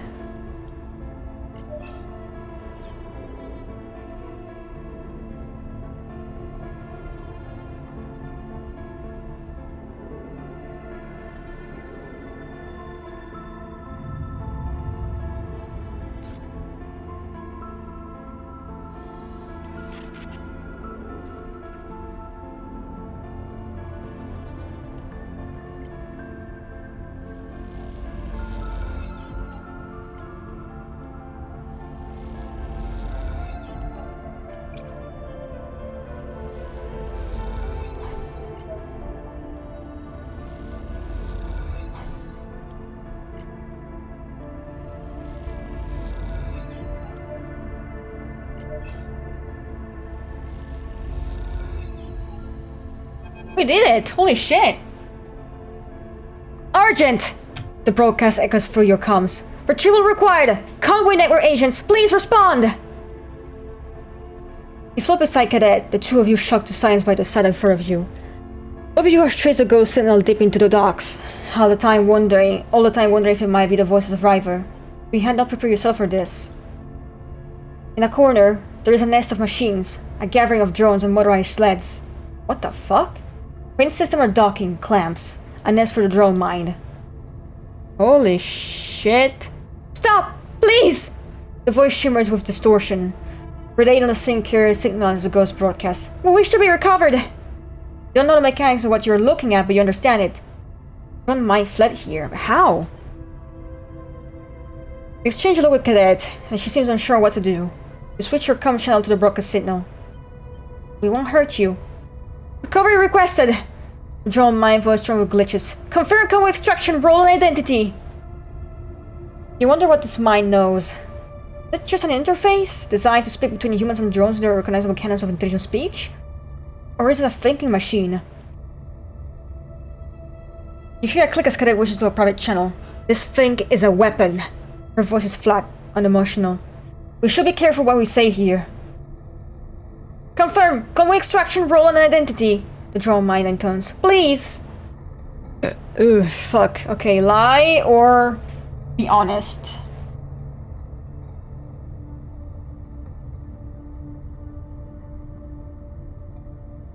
Lie or be honest.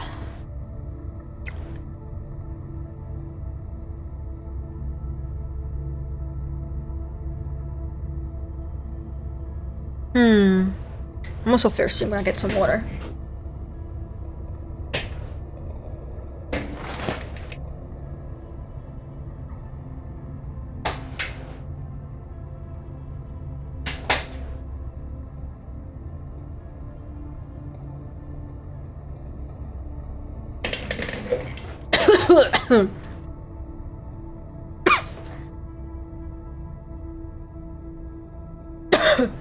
Oh, fuck.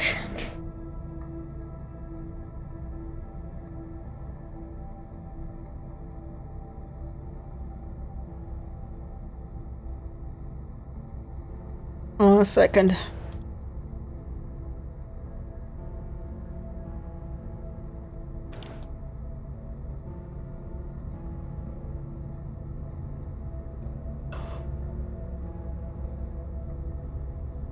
So I'm not sure if I should be honest or lie.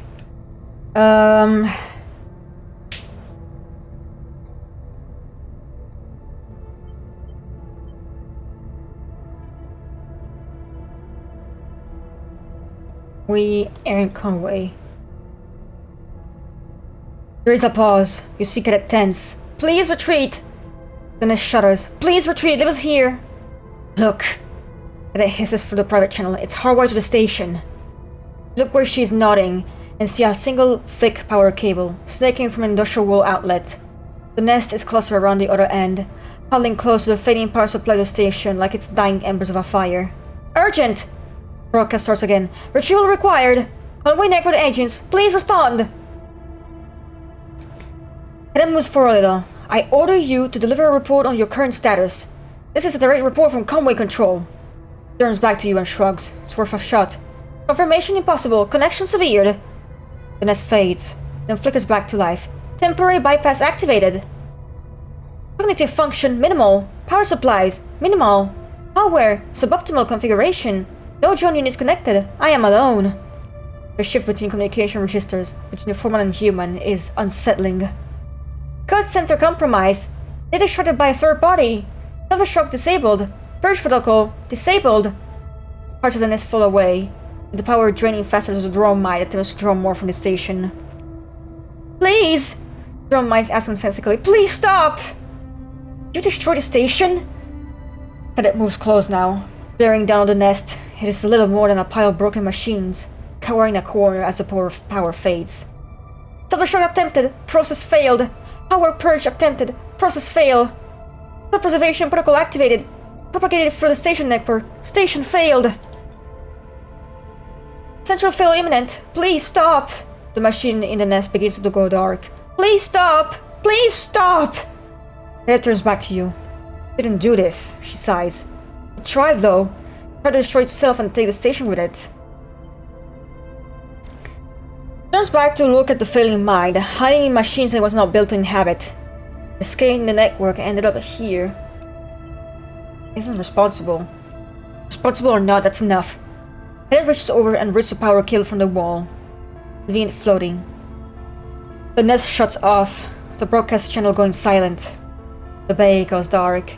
What's left of the drone mine, whatever protocol of data escaped from these machines and their network, is gone now.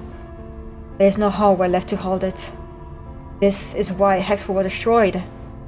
Drone mine got out, entered the network. Who knows what it might have done? Would it have taken apart the station itself, overloading every system, opening every airlock? Was it drive towards self-destruction that strong? Someone didn't want to find out.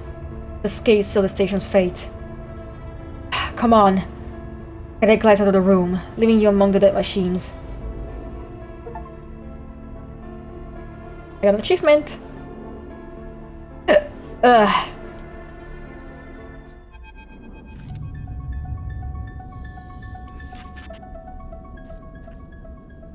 There is not much to celebrate on your return from the remains of Hexport, but you're glad to be back all there the same. There's something surprising in that the city has a haven, no, a prison. The slowly occurring idea of this overgrown city as a home. And you have seen the Hexport. Stability cannot be taken for granted. Not anywhere in the belt. The dark side has a solidity and life that feels like it might endure. Cadet catches up with you. We need to talk. He looks around. But not here. Come. I have something I want to show you. Cadet leads up deep in the heart of the dark side. Through quiet corridors and bustling streets. And paths you didn't know existed. As you glide after her, the station seems to grow in your mind. Its possibilities multiply by the routes that pass through it. Just through here. That leads you across a covered bridge. The view on either side looking down carries out lit units. It's close to the center of the dark side. The air is warm and the passages are quiet. Here, Ed smiles. This is the place. She points at a low and wide entrance with storage racks inside. Next door is a smaller unit, with a window looking out to the passage. It seems like a workshop, perhaps abandoned or near finished. It's dusty and dark. I've been keeping an eye on it. It's abandoned. She glides inside and slaps a wall pad. Lights flicker on, illuminating a constellation of dust. She floats in the glittering specks. Why bring me here? When we've been on dark side, I've been coming out there. I just happened across it, but I knew when I found it. I want to start again, Sleeper. She knocks on the wall. And this is where and this is where I am going to make that start. What we saw in Hexport, what's left of it, just confirm it to me. We can't stop Sinistat as much as we can stop the war. He runs a finger along the storage racks. We have, what, the drive, our suspicions? Sinistat is vast. How could we pin this to them, even if we wanted to?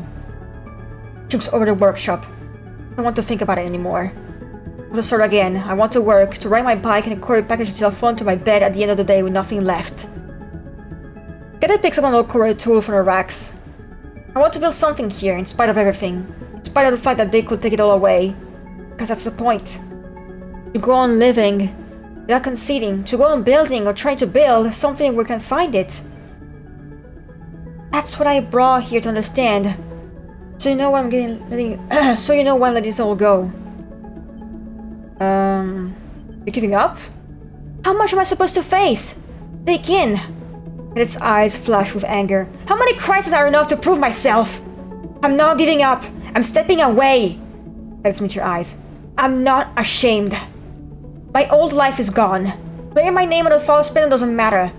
Spindler Jacks will have forgotten me. But this place? And it smiles. Doesn't know me at all. You know where the drive is? What it contains? You know what happened at Export? And its eyes shine in the workshop lights. Take it from me. It's yours now. Can't carry this anymore. I will. Nods. Thank you. I traveled all over. You need to find me. I'll be here. Kenneth smiles. Thank you for all you've done. Hope you can understand why I need to do this. Turns and disappears deeper into the workshop. Across the bridge again. Dark side glowing on all sides. You think of the drive, very deep in some compartment within the Scatter Yard's hub. Filled with data worth destroying a station over. It's yours now. But you wonder, as you cross back through the city, your mind racing. How can all this end well?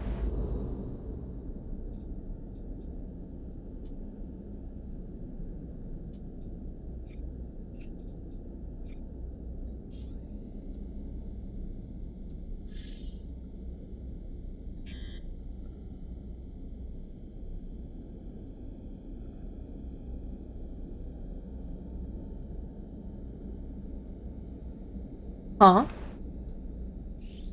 I thought we had completed a quest.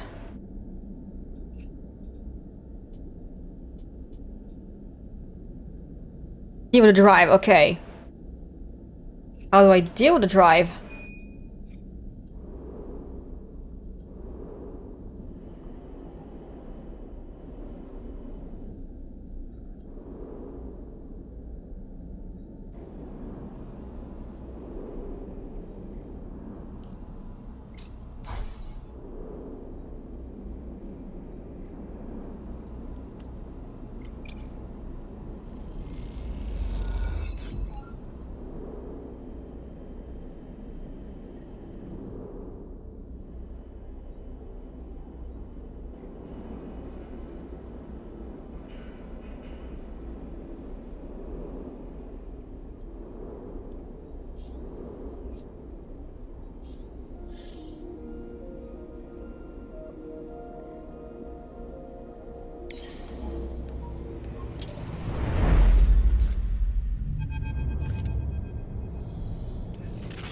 The workshop of cadets that is Craver friend is just as the two of you left it.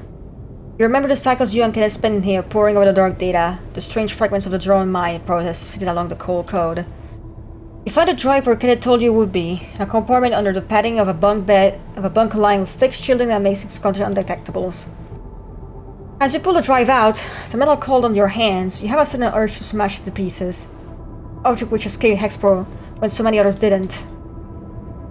When Sinestat, and it was Sinestat, you're sure of that now, decided to cover up what they'd done, they first made sure that this drive would get out, and it would pass through the force spindle and then onward. But something went wrong, some miscommunication or mistake. So it was, a tiny slip and it all fell apart. Now the drive is in your hands instead. You turn it over in your hands. You know that the drive contains common access codes, control codes, and perhaps more besides. Data of great value. Data will win a war. You also know you're sick of thinking about it. Chat. Do we destroy the drive? Or do we take it? Chat. Decide the fate of this thumb drive.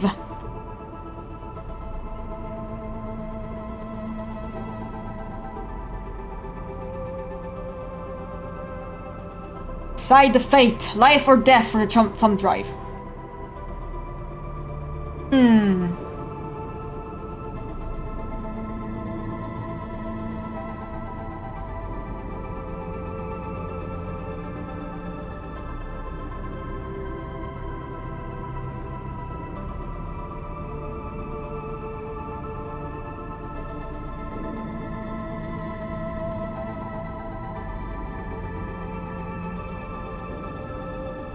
Keep? Yeah?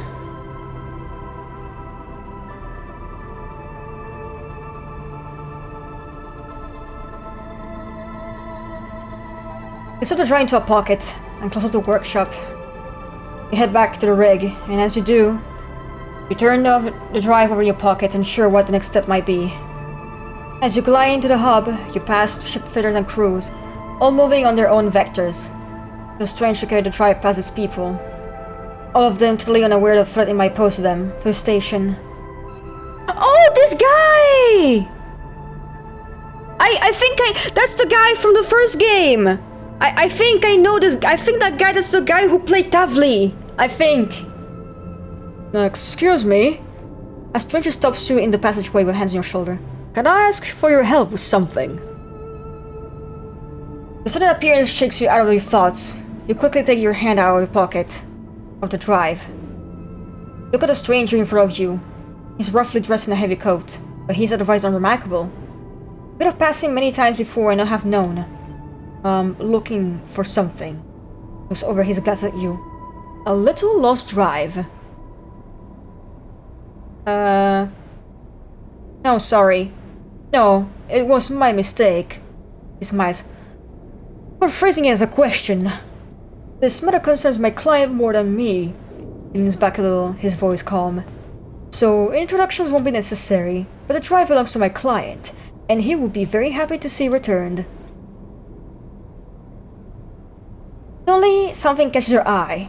A set of dice, like those used to play Star and Stoker. The stranger is playing with them in one hand, turning them over and over, turning them end over end in the station microgravity. What's with the dice? The stranger looks down at them, as if he had forgotten he was holding them. I must admit, I love to play games to pass the time.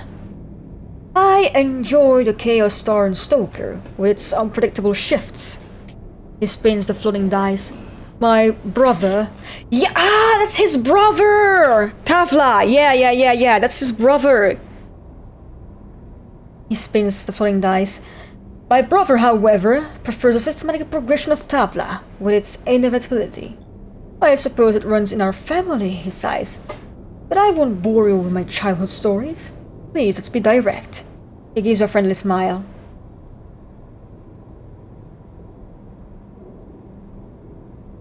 My search for the drive brought me to the scatter yards, but from here the trail went cold. That was until you arrived. He pushes his glass up his face, then the trail lit back up again, just like that. The stranger moves his hand in his jacket pocket a little, and you see a shape in there. A box-like impression in the fabric. My client never intended these events, you must understand. But their other contractors proved to be overzealous in an attempt to conceal their mistakes. The result was the regrettable situation you saw in Hexport. But for all that to be nothing, that would be a waste beyond the original act. Piling insult on our injury. Stranger sighs. There is much to be gained as system desperate for peace, for the war to be ended, and wars tend to end when one side concedes. The driver win the war? The stranger laughs. My client would greatly benefit from his retrieval. Anymore it's hard to judge with a scene the provenance of the data. Only a few future remain for the belt. My client will facilitate the one the better once. That's why I'm here. But if you need additional persuasion, I am authorized to offer you 300 cryo as a reflection of your efforts. The stranger smiles again, his tone never straying from his businesslike calm. Now, can you return my client's drive? The stranger's hand shifts his jacket pocket. You have the feeling this is not a choice you can deny. Do we break it? Do we break it? Do we break it? Do we break it, chat? Do we break the drive, chat?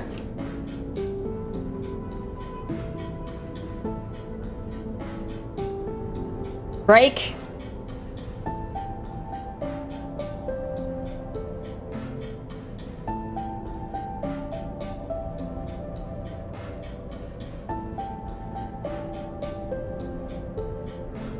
Hold on, I need to check something. Break?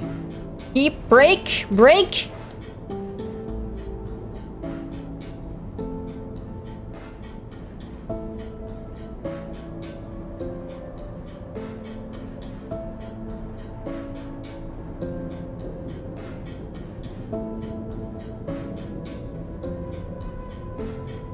You know what?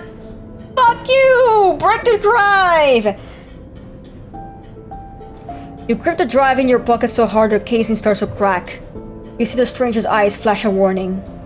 You dash the drive against the metal wall of the passageway, splintering into 1,000 shards that pepper the two of you with cuts and scratches.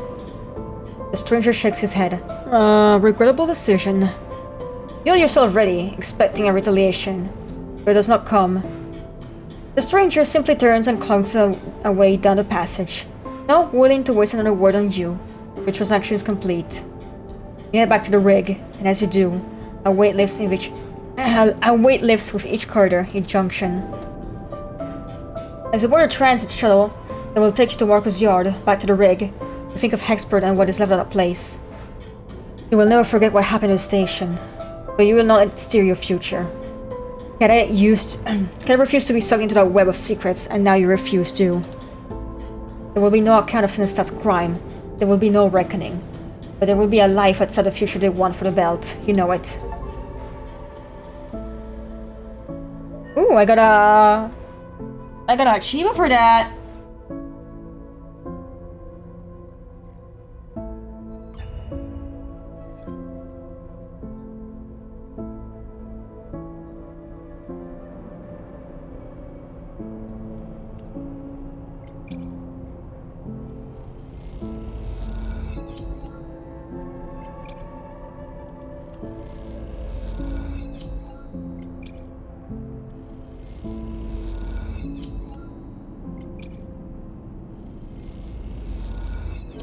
Oh, are you fucking kidding me?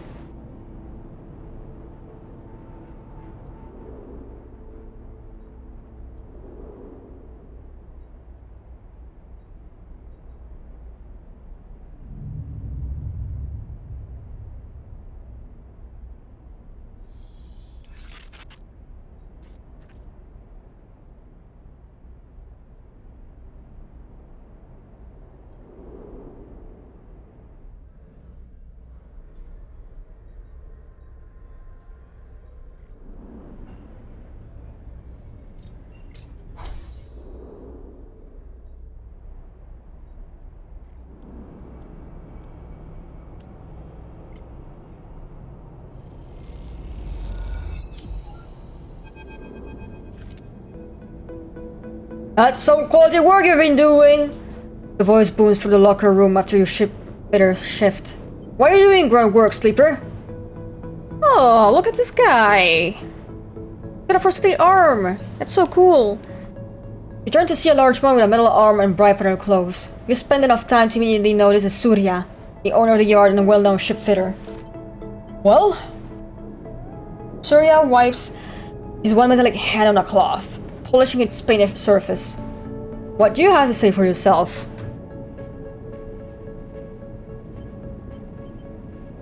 I need the chits. Is that so? Surya nods slowly. I know a lot what happens in Scudder Yard, Sleeper. But I don't know. People tell me. He smiles proudly. I know you have a ship. Someone who has a ship, especially a ship like yours. Not be lugging around my workers' tools. Surya flexes his artificial arm, inspecting it. That to a person like me is a waste. I do when I need to. I respect that, he smiles. You impressed me. I want to take a look at your ship, Sleeper. Surya goes back to working on the hand. Call it professional curiosity. It's a bit drab. Surya looks up and meets her eye. An old Solheim rig, still in corporate colors. He shakes his head. No, no. I feel like that's your problem. People want a crew that looks the part, an outfit with an outfit, he grins. But in my yard, I grew from a chunk of scrap by showing people was professional. I had standard. I made Surya's yard recognizable. Your problem is who you're working as a ship fitter, mate.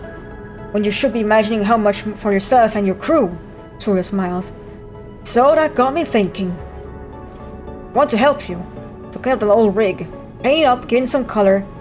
He tucks a cloth away in his tool belt. How does that sound? Yeah, I like the way the rig looks like. Your clients? Surya lays an eyebrow.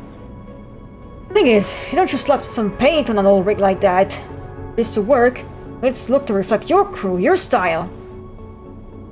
So while I'm happy to do the painting with my team, I'll need you to go find some inspiration. Surya looks away towards the locker room long window. Luckily the belt is full of it, full of pattern and texture and style. There's nothing uniform at this place. It's the better of it. Surya looks back at you. You need to go out there, find some views, some sights, and make your own designs. He probably pulls a small slate from his tool bag. In a 64 color screen. I fixed it up myself. You take and inspect the slate, made from mismatched pieces, but elegantly so. See what you need to find to inspire you. He smiles, then come see me again. Where I go? Power spinning will be a good place to start. Colorful, bright places, I think. That rig is drab enough. I can see what you're thinking. You're thinking, what's in it for me financially?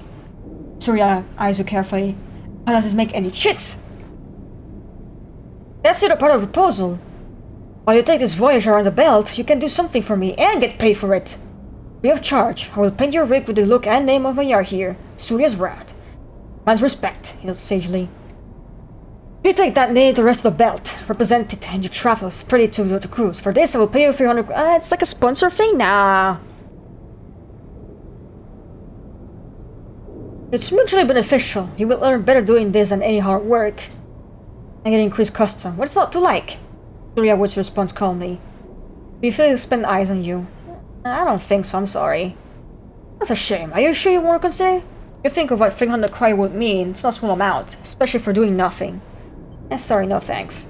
Not to worry, he smiles. I understand. Your crew, your identity. I don't wish to question that. Keep the slate. He was an arm around to put it away. Go find inspiration. Bring me those designs. I don't want to see you back in the shipyard. You need to be out there. Surya smiles. It was a pleasure. And before you can say anything else, he's gone. Wait, what the fuck? I still have to do a drive? Oh my god. Chat, I have been streaming for long enough. I don't know if I really have the strength to do the fucking side quests, and I think I want to end this. You know, we've done the climax and everything. I think it's time to, like, end it. Well, yeah, but I actually try to fucking keep a normal schedule, like you!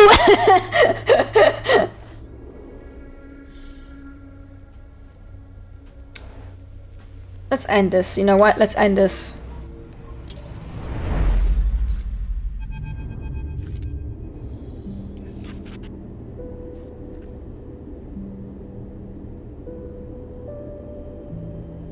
Another flicker in the dark before waking, and a numbness that follows soon after.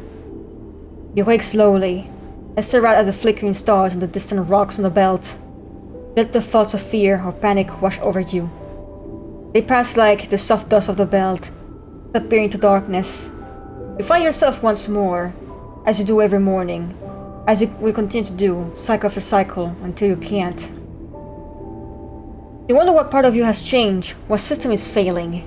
Your frame is silent, complaints only left in ambiguous sensations. The glitches seem random, unpredictable, but also inevitable.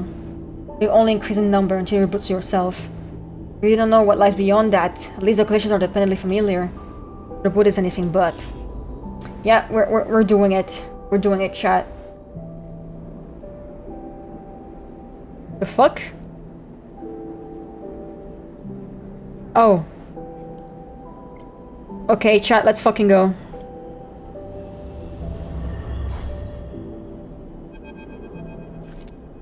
You turn Seraphine's coin over and over in your fingers as you stand in flicker row. Crowds pushing past on their way to where their future awaits them. Your fingers glide over the worm metal, as you imagine Seraphine's Talas have, in moments of anticipation. Perhaps others, before the coin came to be Talas, have repeated the same ritual, the same nervous routine. But their fingers were human, born, not made. This intrusive thought makes you slip the coin into a pocket quickly, as if it had delivered a shock. You hear a hiss, and the door of the shop slides open, revealing Ankita. You see her eyes scan the crowds, almost defensively. Before she spots you in there and nods in your direction. Hey, Ankita! She looks around for a moment, then approaches you. She looks tired, but her stubborn ferocity bubbles up on the surface. Bliss is waiting for you. She nods back towards the shop, which I guess is why you're hanging around here. Nervous? How are you doing? She smiles at your attempt to buy more time. Keeping busy, working with the ex-Utsubo faction, trying to keep this place stable. Getting on with what I have to do. She shrugs. I recommend it. Ankita looks away, the signs of flicker row reflecting in her eyes. Just remembered, I owe you an explanation. I promised to tell you why I wanted Utsubo out if you managed it. She shakes her head. Guess I'm not very good with promises. What did you? Ankita is still staring at the signs. I grew up here, Sleeper. Did you know that? She doesn't wait for an answer. After I came to the belt, after Bliss and I... She pauses, no one to say it. When I had nothing left, this is where I came. When I got here, my home was gone. She grimaces. Those Utsubo bastards had destroyed it. Strangled the life out of it. I was looking for something to fight for my own terms. Darkside became that for me. Sighs. That's all you're getting. Promise kept. Ankita looks over her shoulder. Look, Bliss wouldn't be happy they saw me out there chatting to you when they're already late for your appointment. She smiles to herself. And if I'd only more reason for Bliss to be unhappy with me. She grabs you by the shoulder and steers you towards the shop entrance. I'll catch you after. Don't you worry. She pushes you towards the door and then turns away and disappears into the flights of flicker row. Take a final moment, and then will yourself inside, leaving the glimmering lights and the shifting crow behind. Bliss is perched at the console.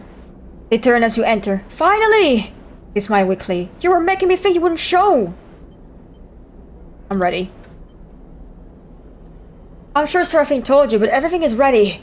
Bliss gestures to two caches with straps, freshly built connectors, and a bundle of wires at one end. I hope it will become for you both. Where's Flint?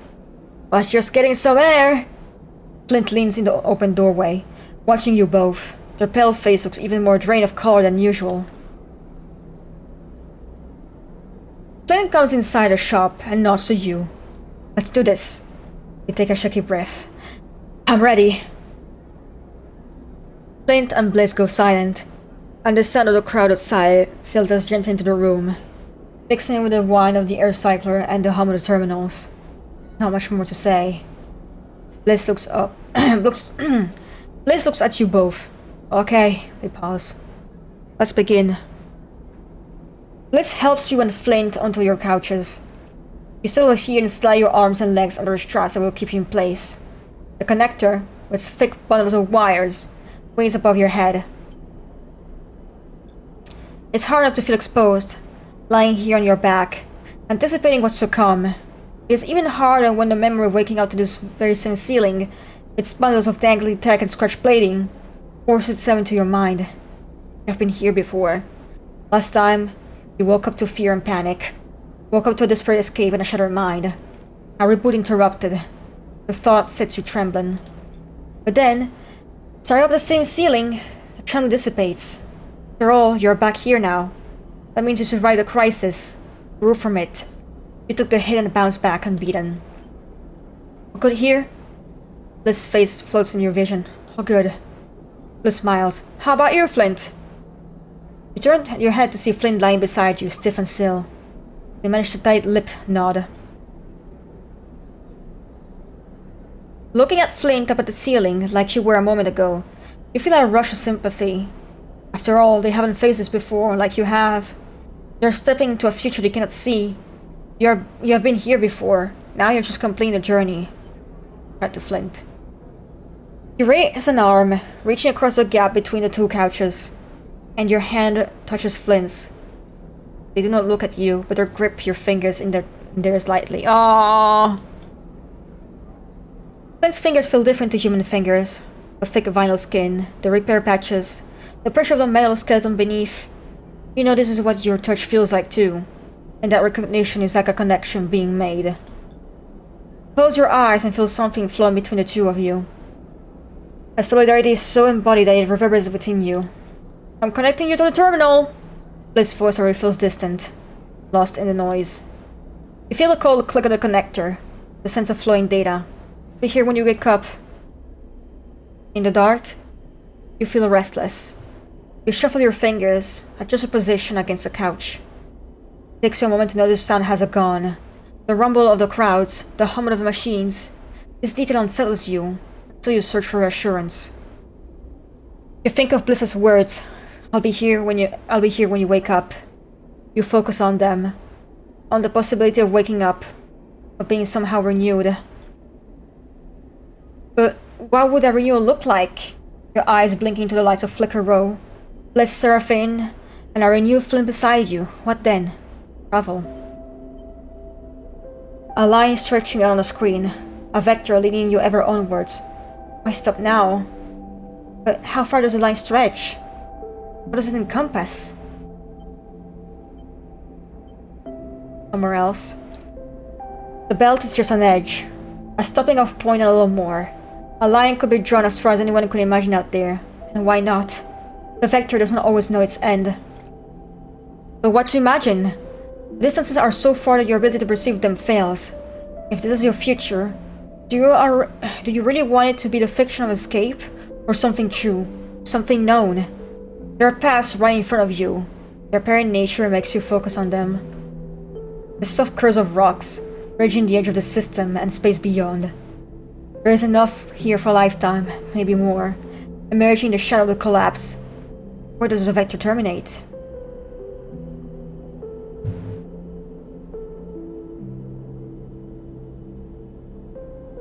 Olivera. For a long time, you thought Seraphine would run forever, but something changed in him. First in Wellspring, then Olivera, that haven amongst lifeless rocks. Is he ready to settle here? It has been too long since you visit Olivera. It's fading into your memory. But there is a future where you're sure of it. It is built world by world, refugee by refugee, promise by promise. When you wake, it will be your first destination. And from that reunion, you will see what flowers. Then you feel it. The insistent pulling of a thread. The unraveling of your very self. Your book comes on slow. An ice is seeping to your mind. Little pieces of you flake off in the flow, fading with distance. You hear a voice. Bliss's voice, so far away now. You reach for it, stretch you every sense towards its familiar warmth. Starting the reboot! Is a whisper into the wind, pulled away from you the moment it's spoken. See you on the other side! All of a sudden, you wish you could make it stop. The incessant entropy of time, tumbling of rocks through space, getting further outpour every cycle, disappearing into the vacuum ahead. The decay of cells, The degradation of code, the corrosion and rot and rust. You wish in this moment to freeze it all, so you might hang on to it, preserve the warmth, the light, the softness, and the heart of things. Your thought grips you, tears into you like fear. You feel the ice creeping in, and you know that everything will be lost, if not now, then mere moments away. But then you feel it, impossibly. Saffin's coin, worn smooth my worry, turn in your hand. Time has been pressed into that coin by hands, by fingers. It is a near infinite record of transient touches, each one shaping it some small way. It is worn and worthless, it is bent and broken, it is beautiful in all those things. And so you press your thumb against it, your crooked, callous thumb, again and again. Because you are a broken thing and you have nothing left but that brokenness and the beauty that shines through it. And then, somewhere nearby, a button is pressed, and all at once, the one thing ends and something new begins.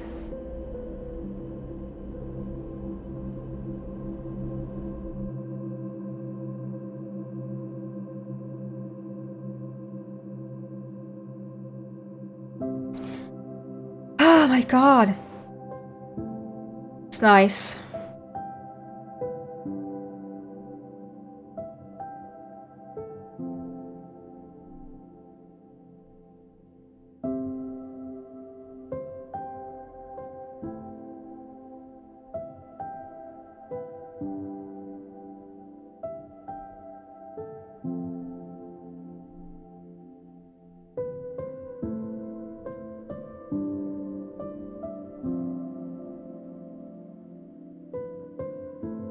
That was nice.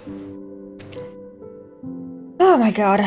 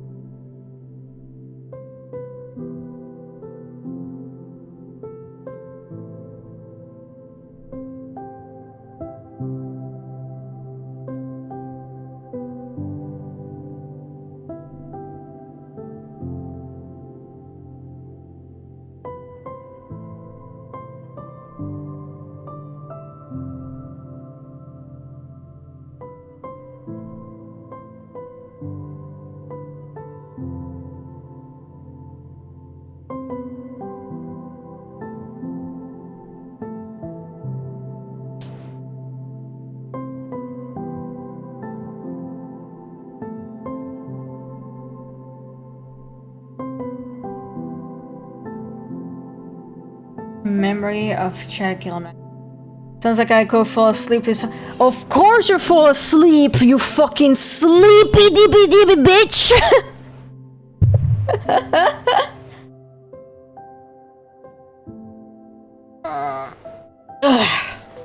I don't know if it's a post-game stuff, but whatever.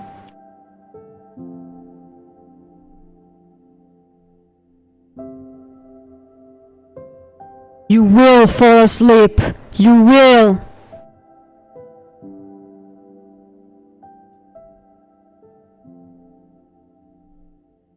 Little sleepy bitch, little sleepy bitch, or little sleepy bitch.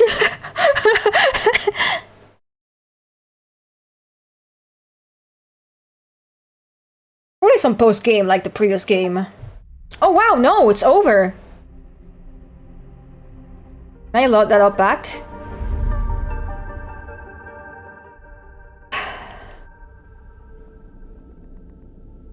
Oh yeah. Yeah, that's... Yeah.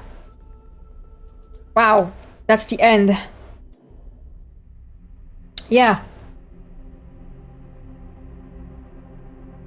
Wow. Quite a journey, huh?